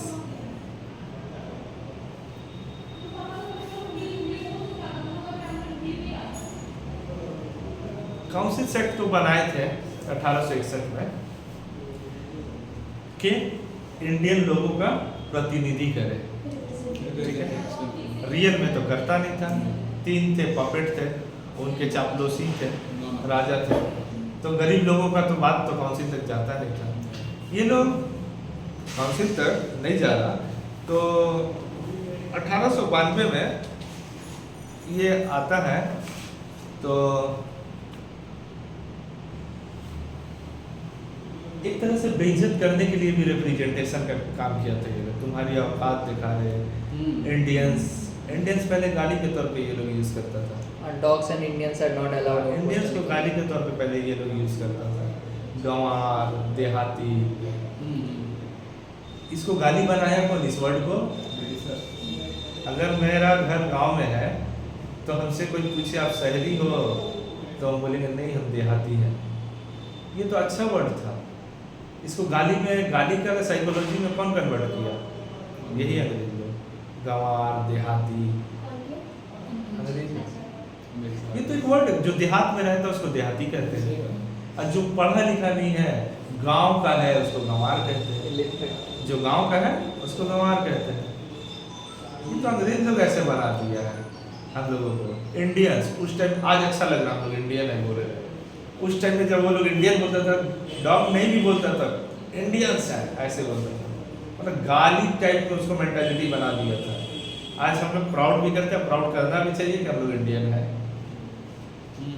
समझे ये बात? तो 1800 तो क्या हुआ ना, 1861 में एक मैटर था काउंसिल एक्ट में लाया, तो ठीक है, इसीलिए हम रिप्रेजेंटेशन नहीं बोल रहे, क्या बोल रहे? पार्टिसिपेशन बोले। आप आइए, बैठिए, बोलने की इजाजत नहीं है, कुछ क्रिटिसिज्म करने का नहीं है, सवाल नहीं पूछ सकते हैं, वेटो पावर भी नहीं है, कुछ नहीं। आइए बैठिए और देखिए, और देख के चले जाएंगे। क्या हो रही, कितना बड़ा बेइज्जती है। हमको कोई बुलाया सदन में, कुछ काम हो रहा, उस काम में मुझे बोलने की इजाजत दी, क्या है? इंडिया का बेइज्जती है या नहीं? हमको बुलाया, हम ही को बोलने का मौका नहीं दे रहा, तो मुझे बुलाया क्यों? तमाशा। ठीक है, 1892 में क्या होता है? 1892 में सेम पॉइंट होता है। अब तक तो कुछ नहीं था, ना बजट पे कोई वोट कर सकते हो, ना बजट पे क्वेश्चन कर सकते हो। और क्वेश्चन जब करोगे, यहाँ 1862 में क्या होता है, 92 में क्या होता है, ये तो 1891 में कुछ नहीं दिया गया था। अब यहाँ पे एक थोड़ा सा अधिकार दे रहा है। क्या दे रहा है? कि आप क्वेश्चन पूछ सकते हो। 6 दिन पहले बताना होगा कि हम क्वेश्चन पूछेंगे। ओ भाई, समझ गए बात? ठीक है। उसका उत्तर देने का कोई गारंटी नहीं, उत्तर दे भी सकता, नहीं भी दे सकता। पर राइट टू बी साइलेंट। हाँ, ठीक है। Right, last question. Concept clear हो रहा है तुम लोगों का? Ask questions। ये तो वही बात हो गई, 6 दिन पहले पूछो, हम तैयारी करके आ रहे हैं कैसे तुमको टैकल। वो भी देगा नहीं देगा ऐसा नहीं, अभी ये कंपलसरी नहीं है। वो उसका जवाब दे भी सकता, नहीं भी दे सकता, उसके मूड पर है।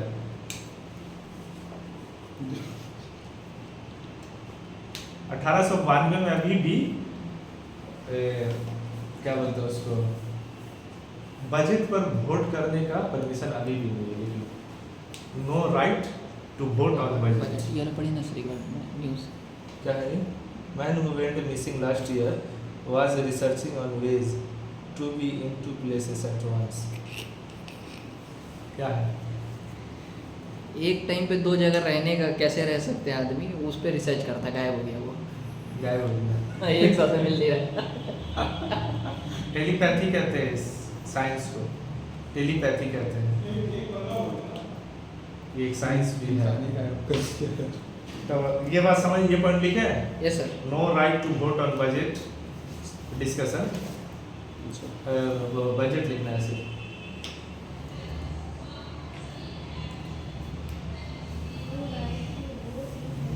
On budget. On budget. ठीक है, यहाँ इसका चैप्टर क्लोज करो और नेक्स्ट देखो इंडियन काउंसिल एक्ट 1909। 1909। हाँ। Indian council. पार्टीशन हो चुका था क्या चीज़ का पार्टीशन? 1905 में। हाँ, बंगाल पार्टीशन। सर लेकिन बंगाल का जो पार्टीशन हुआ तो कैसे हुआ था? मतलब बंगाल और बांग्लादेश तो नहीं बना उस टाइम, वो तो बाद में बना था। तो किस में तोड़ा गया था बंगाल? बंगाल पार्टीशन के पीछे राजनीति नहीं है। मतलब तोड़ा कैसे गया था, मैं आपको वो हमको नहीं पता सर। वेस्ट बंगाल, ईस्ट बंगाल। ईस्ट बंगाल में उस वक्त आसाम भी था, सेंसर वगैरह बहुत सब साइड में था। Muslim majority, Hindu majority area, अच्छा। इस बेसिस पे किया था। पहला हिंदू मुसलमान का फूट डालने वाला कर्जन। लेकिन लॉर्ड 1904 में मुस्लिम लीग फॉर्म हो गया था, एक साल पहले। 6 में हुआ है। 6 में एक बाद साल बाद हुआ है। बाद। 1 साल बाद हुआ है। वो उसके अगेंस्ट था। मोहम्मद अली जिन्ना का तो माइंड बदला है। कब बदला है? Partition के बाद। कौन सी पार्टीशन? बंगाल का partition। नहीं, उस अगेंस्ट में था। हाँ तो उसको अपना उसका देश माइंड बना बदला दिया। है। 1935 के बाद। हाँ, 1900 जब हमारे ये जो गांधी जी। मैग्सेसे अवार्ड दिया था और गांधी जी और अम्बेडकर जी के दरमियान पूना पैक्ट हो रहा था, हाँ। उसी टाइम में पूना पैक्ट के बाद हुआ। हाँ, उसका माइंड चेंज होने लगा। और उसी टाइम में पाकिस्तान रिजोल्यूशन ये लोग मुस्लिम लीग वाला निकाला, पाकिस्तान मूवमेंट स्टार्ट हुआ। 1933 में स्टार्ट हुआ मोस्ट प्रोबेबली। वो रहमत चौधरी जर्मनी के बाहर में रहते थे कोई, उन्होंने ही ये वर्ड टर्म की थी पाकिस्तान। तो वहीं से, वरना आज तक सबसे बड़ा सरोजनी, क्या बोलते हैं इसको, सरोजनी नायडू, एनी बेसेंट उस वक्त की जो थी, हाँ। वह इसको कहती थी जिन्ना को कि ये हिंदू मुस्लिम यूनिटी का एम्बेसडर है। सच भी बात है, वो था भी। होता है माइंड, इंसान का हर इवोल्यूशनरी स्टेज होता है। अभी ऐसा है, एक बहुत अच्छा आदमी को देखोगे टेररिस्ट बन गया, ये पगला गया। एक बहुत सा अच्छा आदमी का अफेयर खराब हुआ, लड़की धोखा दे दी, जाकर पगला गया, जिसको मर्डर कर दिया। वो तो ऐसा लड़का नहीं था, वो तो बहुत भोदरू लड़का था। ऐसा होता है, माइंड चेंज होता है, ये साइकोलॉजी है। तो उसको कहा गया है हिंदू मुस्लिम यूनिटी का सबसे बड़ा एम्बेसडर। जो बंगाल का जो है केस, बंगाल को क्यों विभाजन किया गया, उस वक्त ना बोला जाता है कि बंगाल जो है, इंडिया जो आज सोचेगा बंगाल बहुत पहले सोच लिया होता है। कौन कही थी ये बात? कौन बोला था ये बात? एनी बेसेंट ही बोली होगी। तो ये जो चीज़ है, जितना नेशनलिस्ट मूवमेंट शुरू हुआ था, राष्ट्रीय बंगाल से ही लगा आंदोलन, शायद। सब बंगाल से ही हवा बह रहा था। इसीलिए वो तो डिवाइड एंड रूल का पॉलिसी स्टार्ट की। डिवाइड एंड रूल का पॉलिसी स्टार्ट किया, और डिवाइड एंड रूल में सबसे पहले स्टार्ट किया हिंदू मुसलमानों ने, ठीक है। तो वो लोग देखा था ये बंगाल पूरा एरिया हिंदू मुसलमान मिल के राष्ट्रीय आंदोलन कर रहा है, बहुत अच्छा कर रहा है, कहाँ तोड़े इसको, धर्म में आते हैं। और सच में वो लोग हिंदू मुस्लिम मिल के रहता था बंगाल में, बहुत अच्छे से रहता था। तो उसने क्या किया, बोला कि हम जो है अपने प्रशासन एडमिनिस्ट्रेटिव बेस पर डिवाइड कर रहे हैं। कागज में ये लिखा हुआ है, बंगाल का विभाजन एडमिनिस्ट्रेटिव बेस पे कर रहे हैं, क्योंकि सबसे बड़ा प्रोविंस है और बहुत ज़्यादा आबादी है, हम लोग संभाल नहीं पा रहे यहाँ का लॉ एंड ऑर्डर। तो बोला एडमिनिस्ट्रेटिव बेस में 2 एडमिनिस्ट्रेशन कर देते हैं, एक ईस्ट बंगाल का, एक वेस्ट बंगाल का। असल ये नहीं था, असल था बैकग्राउंड में कि मुसलमान को अलग करो और हिंदू को अलग करो, ठीक है। तो मुसलमान को अलग करने से वहाँ कुछ ये है कि मुसलमान बोले कि वाह, अब उसमें जो लीडर थे वो कुछ फ़ायदा लेने के लिए यार छोड़ो जाने दो, लेकिन सच बात है, बहुत जगह सच बात नहीं कही जाती। तो वहाँ बहुत कुछ मुसलमान वहाँ से बहकना शुरू हुए ईस्ट बंगाल में, ठीक है। रीजन समझ में आई क्यों हुई है? कागज में क्या लिखा हुआ था, उद्देश्य क्या था बैकग्राउंड में? तो पहला बीज कौन बोया? गर्जन ने बोया, हिंदू मुसलमान का, वरना सदियों से साथ में रहा, पूरा तुमको बर्मा से लेकर अफगानिस्तान तक हिंदू मुसलमान सब साथ में रहा है। अभी उसमें 6-7 कंट्री बना दिया है, जो लोग पहले साथ रहते थे उसमें आज इंडियन सब कॉन्टिनेंट में 6-7 कंट्री है। श्रीलंका भी अलग हो के भी अलग नहीं था, सब साथ ही एक कल्चर था, चलता था। आज भी यूपी बिहार में जाओगे तो लोग ही तो हमारे राजनीतिक लेवल में ये सब हो रहा है, जाओगे जमीनी लेवल पे तो सब साथ रहते हैं, है ना। तो ये चीज़ हुई बंगाल का। इसको फिर खत्म कब हुआ, रिपील कब हुआ बंगाल विभाजन? कितने साल में? डिवाइडेड कितने साल तक था बंगाल? बंगाल डिवाइडेड कितने साल तक था? ये भी समझ गया। 2 साल। कौन? मेरे को तो ये आज पता चल रहा है। हाँ, और उसी साल इंडिया का कैपिटल शिफ्ट भी हो गया। नहीं, 1911 में शिफ्ट हुआ था दिल्ली। 1911 में दिल्ली गया था। 1911 में ही उसका पार्टीशन भी खत्म हो गया। खत्म कर दिया, रिपील कर दिया। और फिर उसी टाइम दिल्ली दरबार भी लगा था। दिल्ली दरबार भी लगा था। कौन था उस वक्त का वाइसरॉय? वाइसरॉय कौन था? हार्डिंज, गुड गर्ल, हार्डिंज था, ठीक है। तो ये हुआ। तो 1909 का लिखे इंडियन काउंसिल एक्ट, तो 1909 का भी इसमें भी काउंसिल में होगा बात। इसको एक और एक पॉइंटर देख लो, इसको मिर्दो मॉर्ले मिंटो रिफॉर्म्स भी कहते थे 1909 में। क्यों कहते थे? रिफॉर्म्स, मॉर्ले मिंटो रिफॉर्म्स क्यों कहते थे? मिंटो था उस टाइम, कुछ तो थे मिंटो, मतलब वो हाँ? लॉर्ड मिंटो था। क्या था लॉर्ड मिंटो? वाइसरॉय, मतलब वाइसरॉय थे। ये मॉर्ले कौन जनाब है? हाँ? ये मॉर्ले कौन आदमी है? इसमें मॉर्ले भी एक आदमी का नाम है।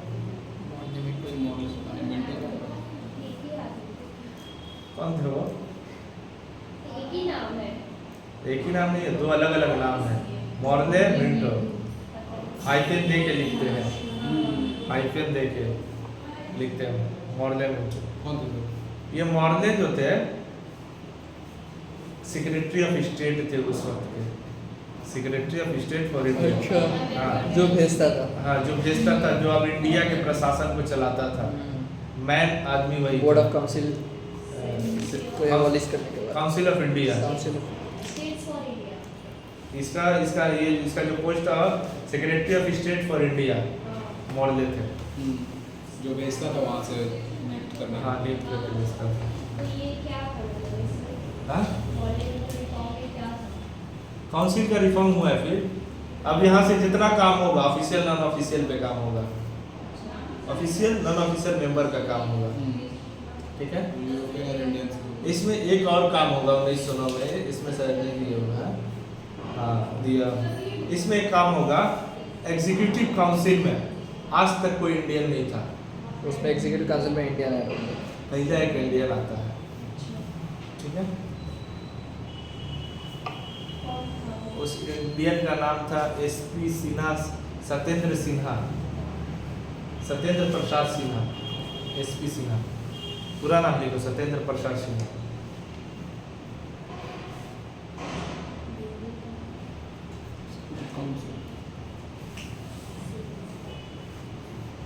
ठीक है।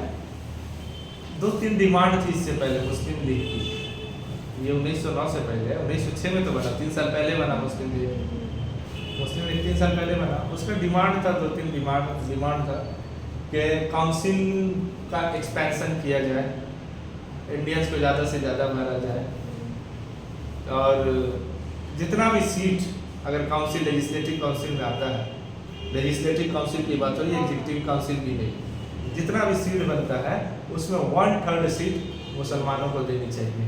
रिजर्व, ये बात, ये रिजर्व के कुछ बात नहीं, ये मुस्लिम लीग का डिमांड रहा है। अच्छा जिन्ना नहीं है अभी भी इसमें, फंक्शन उसमें नहीं है, वो अभी भी नॉर्मल है, ठीक है। नॉर्मल, दिमाग नहीं चलता वो पॉर्क खाता था, मालूम, क्या खाता था? पॉर्क खाता था, मुस्लिम था फिर भी सुअर हाँ खाता था। वो लंदन में ही खुला पड़ा था, वो अंग्रेजी था एक किस्म का, क्या था वो एक किस्म, कभी गांधी जी को देखोगे धोती, उसको बगैर कोट का कभी नहीं देखोगे, हाँ वो तो बहुत अपना स्टैंडर्ड में रहता था, बहुत अपना पर्सनालिटी में रहता था, जिन्ना जिन्ना पूरी ही अंग्रेज था, बैरिस्टर था वो भी। ये बात गांधी जी भी मानते थे कि बहुत क्वालिटी वाला आदमी था जिन्ना। यहाँ तक कि गांधी जी ये भी बोल दिए थे कि अगर देश का विभाजन होगा तो मेरे लाश के ऊपर से होगा। इससे पहले भी एक ऑफर दे दिए थे, अगर जिन्ना इतना बदमाशी कर रहा उसको प्राइम मिनिस्टर बना दे, लेकिन देश को विभाजन मत कर। हाँ गांधी जी बोले थे उसको प्राइम मिनिस्टर बना दे, ये इतना राजनीति कहीं भी होता है, काटा काटी है सब था। क्या हुआ, क्या बोले, नहीं कभी गांधी जी वाला तो बता। क्या बोलो गांधी जी के बारे में, कुछ नहीं सर बोलो मुझे बोलो। अरे हम बोल रहा है कि बंगाल अच्छा ही फास्ट बात बोला था, लास्ट से बिछा के जाने देंगे, लास्ट टाइम में बोला ना कि मेरा लास्ट से उड़ना पड़ेगा, हाँ ये बात तो गांधी जी ने कहा, अच्छा बात बोला था ये। अगर विभाजन, क्योंकि वो हमेशा से एक देश देख के आए गांधी जी, उनको दुख होगा, एक बाप को 2 बेटा में अगर घर अलग होगा तो बाप को दुख होगा। हम गोड से वो बाप आइडियलाइज थे, करते हैं, क्या बोले, हम गोड से आइडियलाइज करते हैं। आइडियलाइज करते हैं। गोडसे को नहीं तो कंट्रीब्यूशन देखो क्या है, कंट्रीब्यूशन, गोडसे उनकी का कंट्रीब्यूशन और बहुत गांधी जी की कंट्रीब्यूशन क्या है। कंट्रीब्यूशन नहीं जाने पर कैसे आइडियलाइज करती है, बताएंगे सर, अभी रिकॉर्डिंग है इसको बंद करो, इसको बंद करो, मैं बता रहा हूँ। नहीं सर, पहले क्लास कंप्लीट करें सर, उसके बाद हम इस पे बात करेंगे। अच्छा, तो ये हुई बात। तो 1901 पॉइंट 2 पॉइंट लिखे ना इसमें, एक पॉइंट तो मुस्लिम लीग की इडविन पैक्ट एक्ट से बात बोलेंगे हम लोग। क्या कहता, इडविन से, इडविन पैक्ट एक्ट, अच्छा हाँ वहाँ से समझिए ना। हाँ, तो ये चीज़ हुई। 2 पॉइंट इसमें मोर्ले साहब कौन थे और मिंटो कौन था, स्टेट्स और ये सही थे। 1 point Satyendra Prasad Sinha executive council के फर्स्ट मेंबर बने थे, ठीक है। इसका 2 बातें थी कि 1/3 लेजिस्लेटिव काउंसिल में 1/3 मुस्लिम होना चाहिए सीट। मुस्लिम लीग की ये डिमांड थी। 1 पॉइंट लिखो, Muslim League demanded 1/3 seat in legislative council.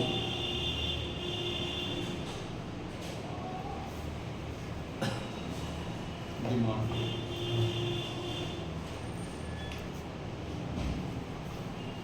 ठीक है। और दूसरा Muslim League demanded executive council में एक हिंदू एक मुस्लिम का अपॉइंटमेंट होना चाहिए। एग्जीक्यूटिव काउंसिल मुस्लिम लीग ये बात बोला था, एक हिंदू एक मुस्लिम।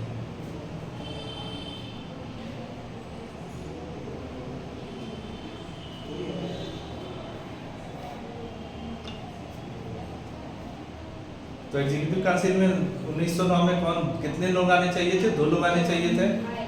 आए एक है, और आए तो कौन है? हिंदू आए, मुस्लिम आए। इस पे नाराज हो गए मुस्लिम भी। चलो एक जगह उसको दिया है 1/3 सीट का लेजिस्लेटिव असेंबली में, उसका नाम रखा कि सेपरेट इलेक्टोरेट। ठीक है, जो 1/3 का डिमांड था 1906 से लोग का डिमांड था मुस्लिम लीग का, तो लेजिस्लेटिव काउंसिल में दिया अंग्रेज लोग 1/3 के जगह पे एक नया सेपरेट इलेक्टोरेट करके दिया और बना के दिया, ले ये मांग रहा, और हम हिंदू भाइयों को गुस्सा दिलाएंगे, ले तुमको दे दिए, तुमको नहीं दिए। अंग्रेज का ये गेम था। तो सेपरेट इलेक्टोरेट के नाम पे वो 1/3 का मांग उनका पूरा किया, लेकिन एक मांग पूरा नहीं किया अंग्रेज से। देखो कैसे भिड़भिड़ान होता है, कौन करवाता है भिड़भिड़ान। तो एक एसपी सिन्हा को अपॉइंट कर दिया एग्जीक्यूटिव काउंसिल में, एक मुस्लिम को नहीं। हालांकि नेक्स्ट जो एग्जीक्यूटिव काउंसिल में एक ही अभी करवाते ये लोग सिस्टम में, नेक्स्ट जो हुए थे मुस्लिम ही हुए थे। I think sir Syed Ahmed Khan हुए थे एग्जीक्यूटिव काउंसिल में। ये सब नहीं लिखी हुई है इसमें। हाँ, सैयद अहमद खान, सर सैयद अहमद खान, जिन्होंने अलीगढ़ यूनिवर्सिटी बनाई। अलीगढ़ यूनिवर्सिटी के नाम सुने हो? उन्होंने ही बनाया सर सैयद अहमद। अलीगढ़ का नाम बदल गया है। क्या बदल गया है? अलीगढ़ का नाम अभी रिसेंट में बदल गया है, नया कुछ नाम रखा है अभी लास्ट ईयर। उस टाइम है नहीं लास्ट ईयर, क्या नाम रखा है? पता नहीं, याद नहीं आ रहा है। मुझे अपडेट नहीं है, मुझे अपडेट नहीं। सैयद देखो अहमद गूगल खान सर्च करो, मुझे भी जानकारी दे दो। ठीक है, एक लास्ट पॉइंट लिख लेना, यहाँ नॉन ऑफिशियल मेंबर 60 कर दिया गया है। अच्छा, मतलब इसमें लेजिस्लेटिव काउंसिल में नॉन ऑफिशियल मेंबर 60 कर दिए गए। हाँ, हरिगढ़। हरिगढ़, अच्छा, ऑफिशियली कर दिया गया है। रिजोल्यूशन पास हुआ है, ऑफिशियली नहीं। Uttar Pradesh pass resolution to rename the city Harigarh, pass हुआ है रिजोल्यूशन, फाइनल अप्रूवल नहीं आया है।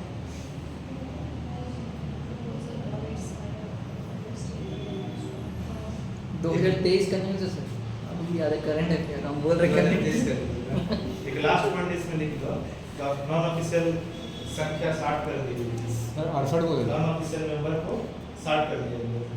68 बोले ना। हाँ, 12 थे, पहले 12 थे। सर 68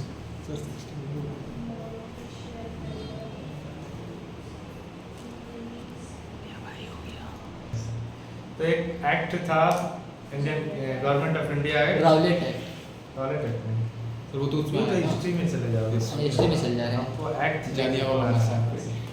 बस आस-पास का कुछ जानकारी मिल जाएगा। ठीक है सर। ऐसी है government of India act 1991, heading बनाओ 1990। देखा, फिर बवाल हुआ, देख गवर्नमेंट ऑफ इंडिया लिख दिया।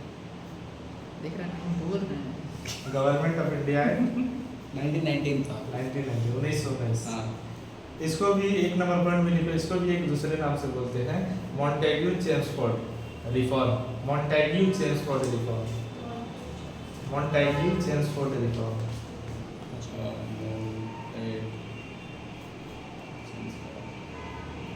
जेम्स वर्ड मत लिखना, चेंज। लिखे Montagu Chelmsford reform.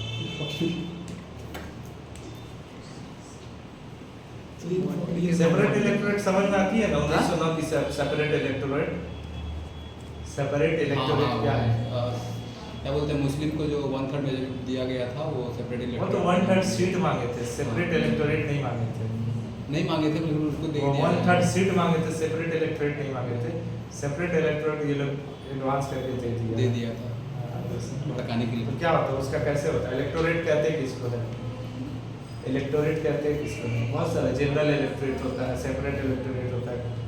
Separate electorate को कम्युनल इलेक्टोरेट भी कहते हैं। क्लास इलेक्टोरेट होता है।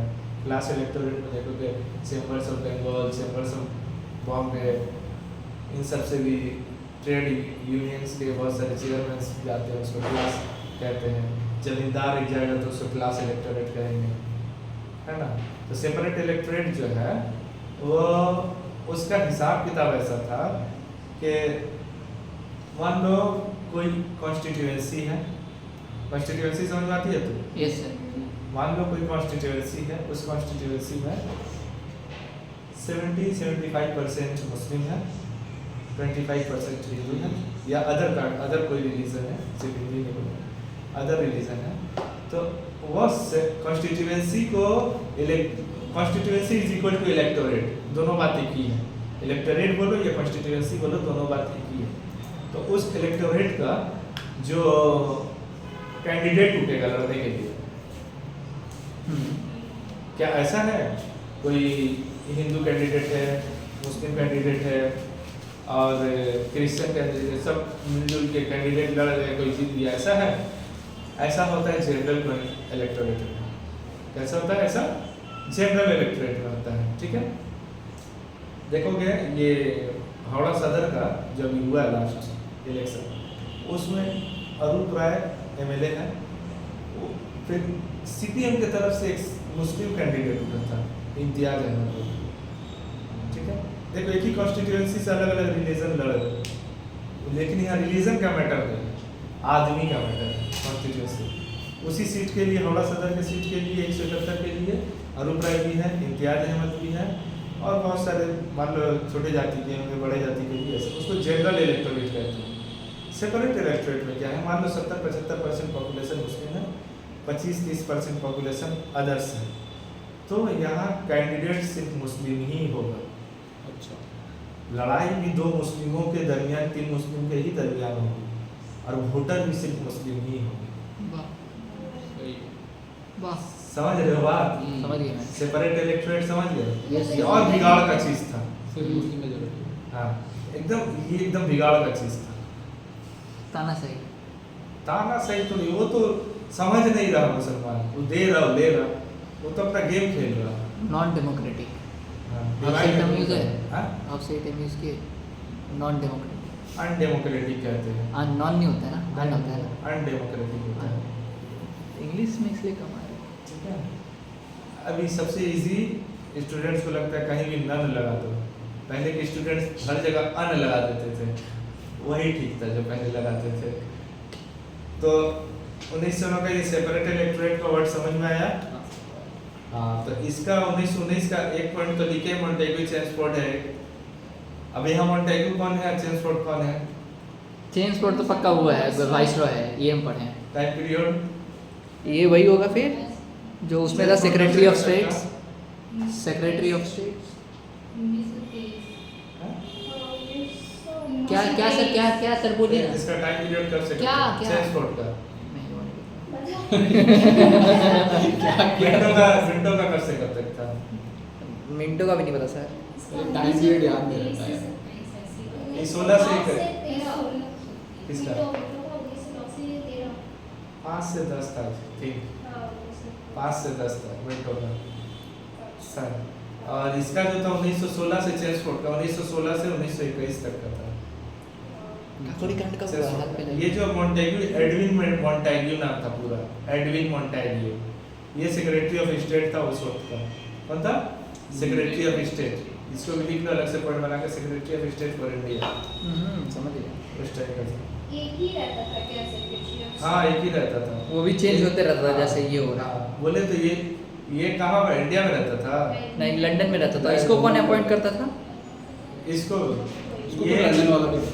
ये एमपी होता था, एमपी ब्रिटिश पार्लियामेंट का एमपी होता था। एमपी होता था, और सिर्फ एमपी नहीं होता था, कैबिनेट मिनिस्टर भी होता था। समझ गया।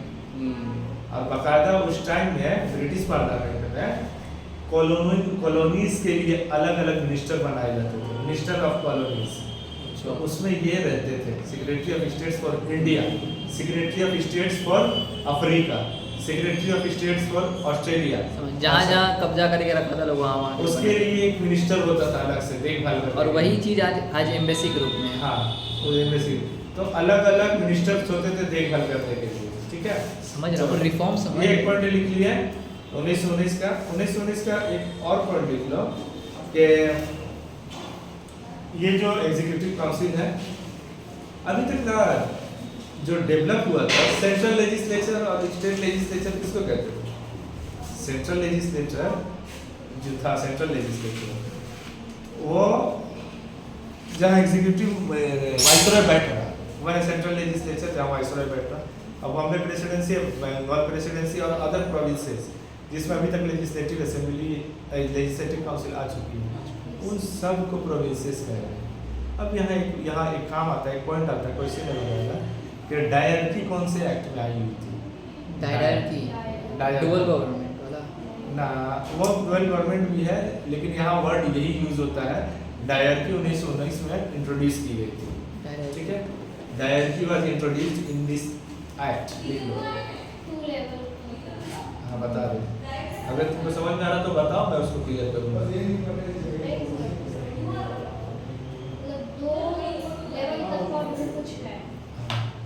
डाई मतलब होता है दो, डुअल गवर्नमेंट, आर का मतलब होता है रूल, दो रूल। कहाँ पे अप्लाई हुआ है ये? बंगाल में। ना, बंगाल में नहीं, ये प्रोविंसेस में हुआ है। प्रोविंस कहाँ हुआ है? सेंटर में नहीं हुआ है, प्रोविंसेस में हुआ है। वही जहाँ पे लेजिस्लेटिव पॉलिसी है ना, प्रोविंशियल लेजिस्लेचर जहाँ है, सेंट्रल लेजिस्लेचर हुआ, प्रोविंशियल लेजिस्लेचर, जैसे दिल्ली हुआ, बंगाल हुआ। बंगाल में जहाँ शुभेंदु है, दिल्ली में जहाँ मोदी है, उसी तरह सेंट्रल लेजिस्लेचर, प्रोविंशियल लेजिस्लेचर है। मद्रास नहीं है, चेन्नई में है। मद्रास का एक हाँ, तो इसमें डायरकी प्रोविंस में आ गई। अभी डायरकी होती क्या थी? डायरकी जो है, तुमको दो तरह का रूल यहाँ भी इस्टेब्लिश होता है। आज जो हमारा लिस्ट है, लिस्ट कितने शेड्यूल में है? Central list, state list, union list union list 13 या 14 में है। 12 में से पूछे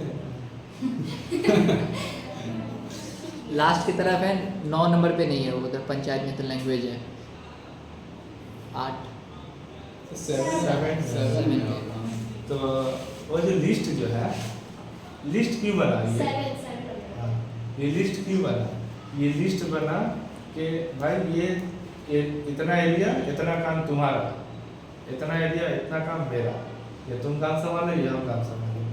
जो सेंट्रल के रिलेवेंस का था, तो सेंट्रल उस पर का सब्जेक्ट अलग कर दिया गया। ये अलग करने का प्रक्रिया यहाँ पे शुरू हुआ था 1919 में, ठीक है। लिस्ट, इससे पहले लिस्ट बकायदा इसको सब्जेक्ट कहते थे। डायरकी में, डायरकी में 2 किस्म का सब्जेक्ट होता था। आज जैसे सेंट्रल लिस्ट है, कॉन्करेंट लिस्ट एक्स्ट्रा है, अब स्टेट लिस्ट है। उस वक्त में 2 लिस्ट होते थे, एक होता था रिजर्व लिस्ट, एक होता था ट्रांसफर लिस्ट, ठीक है।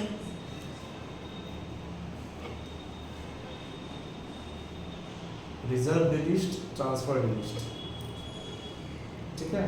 वही अभी यूनियन और स्टेट लिस्ट है, वही यूनियन लिस्ट स्टेट लिस्ट है। हाँ, लेकिन अभी एक एक्स्ट्रा है कॉन्करेंट लिस्ट, हाँ। जिसमें का केंद्र भी बना सकता है, राज्य भी बना सकता है। लेकिन अगर दोनों में कॉन्फ्लिक्ट होगा तो किसका प्रिवेल करेगा? सेंट्रल का नहीं, जो राष्ट्रपति जिस पे मोहर लगाएंगे, पार्लियामेंट का, पार्लियामेंट का, उसका कानून एक ही सब्जेक्ट पे अगर कॉन्फ्लिक्ट करता है तो उसका कानून प्रिवेल होगा, स्टेट का कानून नहीं चलेगा, इम्प्लीमेंट नहीं होगा। तो सबसे ज़्यादा किसमें है? यूनियन में है। हाँ, नाइस, ये बढ़िया चीज़ है। ठीक है। समझा? तो डायरकी क्या है, उसको सब्जेक्ट्स उसमें कहते हैं। अच्छा, कोई सेंट्रल लिस्ट होता है या कोई स्टेट लिस्ट होता है, क्यों अलग अलग? उसमें कैसे कैसे टॉपिक्स होंगे, क्या क्या सब्जेक्ट्स होंगे? एजुकेशनल। एक वर्ड याद रखना, अगर कभी भी आए एग्जाम में कि ये सेंट्रल लिस्ट में है या स्टेट लिस्ट में है या कॉन्करेंट लिस्ट में, तो एक चीज़ को पहले ही कैटेगराइज कर लेना, ये एक इजी ट्रिक है। देखना कि नेशनल इंपॉर्टेंस का कौन सा सब्जेक्ट, वो सब सेंट्रल में जाएगा। सब सेंट्रल में जाएगा। आर्मी, डिफेंस सेक्टर, डिफेंस, बहुत सारा चीज़ है जो सेंट्रल, कम्युनिकेशन, रास्ता वगैरह, बॉर्डर, ये सब सेंट्रल इम्पोर्टेंस। उतना सब्जेक्ट में जाने का नहीं है, कुछ तो करने का जरूरत नहीं है। लेकिन ये एक पॉइंट याद रखना कि जो नेशनल इम्पोर्टेंस लगे तो वो सेंट्रल में जाएगा। तो उसी तरह जो है नेशनल इम्पोर्ट, उस वक्त तो नेशनलिस्ट हुआ भी नहीं था। 1919 में हमारा देश नेशनलिस्ट हुआ भी नहीं था, वो अभी भी कॉलोनियलिस्ट था। तो उस वक्त का जो कॉलोनियलिस्ट इम्पोर्टेंस यानी नेशनल इम्पोर्टेंस का जो सब्जेक्ट था वो रिजर्व्ड सब्जेक्ट थे। लिखो, रिजर्व सब्जेक्ट के बगल में नेशनल इम्पोर्टेंस लिख दो, या यूनियन लिस्ट में। हाँ लिख लो, तुम अपनी समझ से लिख लो। लेकिन वहाँ ये डिफरेंट है, हाँ यहाँ डिफरेंट है। यहाँ जो हो यहाँ दोनों चीज प्रोविंस में हो रहा, दोनों लिस्ट सेंट्रल लेजिस्लेचर में नहीं हो रहा, प्रोविंशियल लेजिस्लेचर में हो रहा। इसलिए तुम यूनियन लिस्ट उसको नहीं लिख सकते, कंफ्यूज हो जाओगी बात में। प्रोविंस लेवल पे ही लिस्ट को बांट दिया गया है और सेंटर लेवल पे बोला वाइसरॉय हाँ सब्जेक्ट किसी के साथ शेयर नहीं कर सकते, ये पूरा हमरे रहेगा। बात समझ में आई? एक बात पूछे सर, क्या?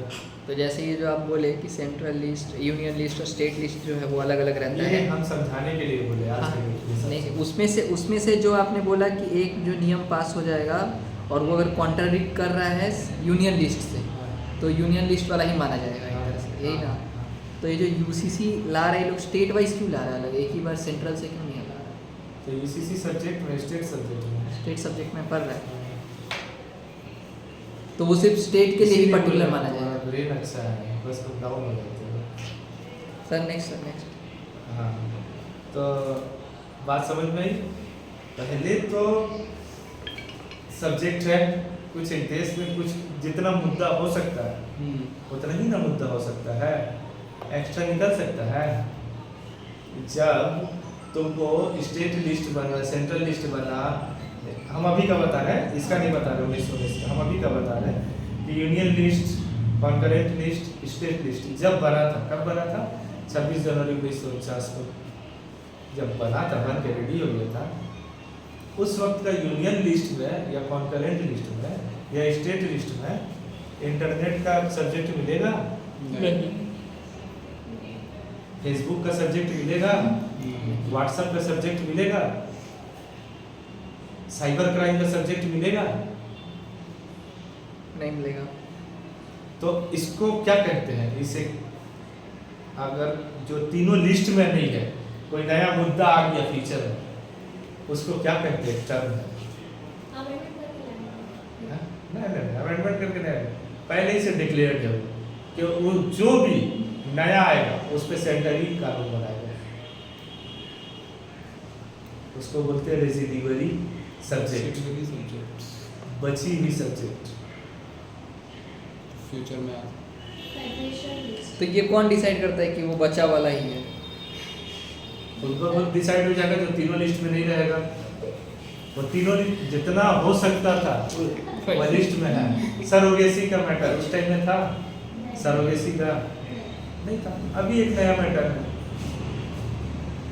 तो सब्जेक्ट इवॉल्व होते रहेंगे, कल क्या दौर आ जाएगा, तुम ऐसे ऐसे करोगे उड़ने लगोगे, अब ये सब्जेक्ट तो नहीं है, रेड बुल गिव्स यू उड़ने लगोगे ऐसे ऐसे। अब इस पे सरकार कैसे करेगा कि ज्यादा उड़ रहा है कम उड़ रहा, इस पे कानून तो बनाना होगा, तो ज्यादा फड़फड़ा रहा हो कम फड़फड़ा रहा, इस पे तो एक सब्जेक्ट बनाना होगा। तो तो कब क्या हो जाएगा आविष्कार, इसका तो बोला नहीं जा सकता। इसलिए अमेंडमेंट नहीं होता उसके लिए बाबू, हाँ हाँ अमेंडमेंट नहीं होता, ये क्वेश्चन पे कंफ्यूज करता है। हाँ तो सर ये कर देते सर, जो तो राइट टू इंटरनेट जो आया वो कैसे आ गया?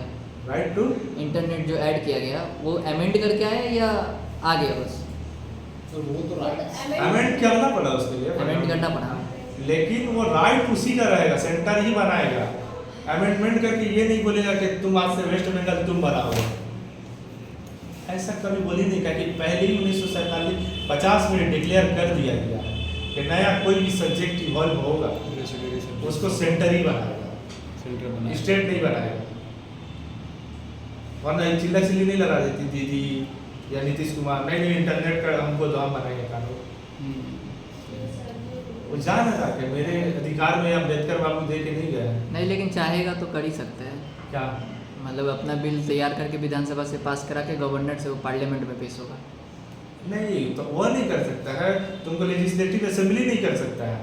लेजिस्लेटिव असेंबली में जो डोमिनेंट पार्टी है वो पार्टी का तो एमपी है राज्यसभा में, उस पार्टी का तो एमपी है लोकसभा में, उनको बोल के इंट्रोड्यूस करवाता है। यही सिस्टम है प्रोसीडिंग का। किससे इंट्रोड्यूस कराएगा? चीफ मिनिस्टर अपना पार्टी का एमपी जो है ना उनसे। इसका हक नहीं है लेकिन एक बात बताइए सर, ऑपोजिशन चाहेगा तो एक अच्छा बिल तो ला ही सकता है, हाँ, एक ला बात सकता है। इंट्रोड्यूस करा हाँ, ला सकता सकता है, और उसको ये लोग मतलब सपोर्ट भी करके पास भी हो सकता है। पास करो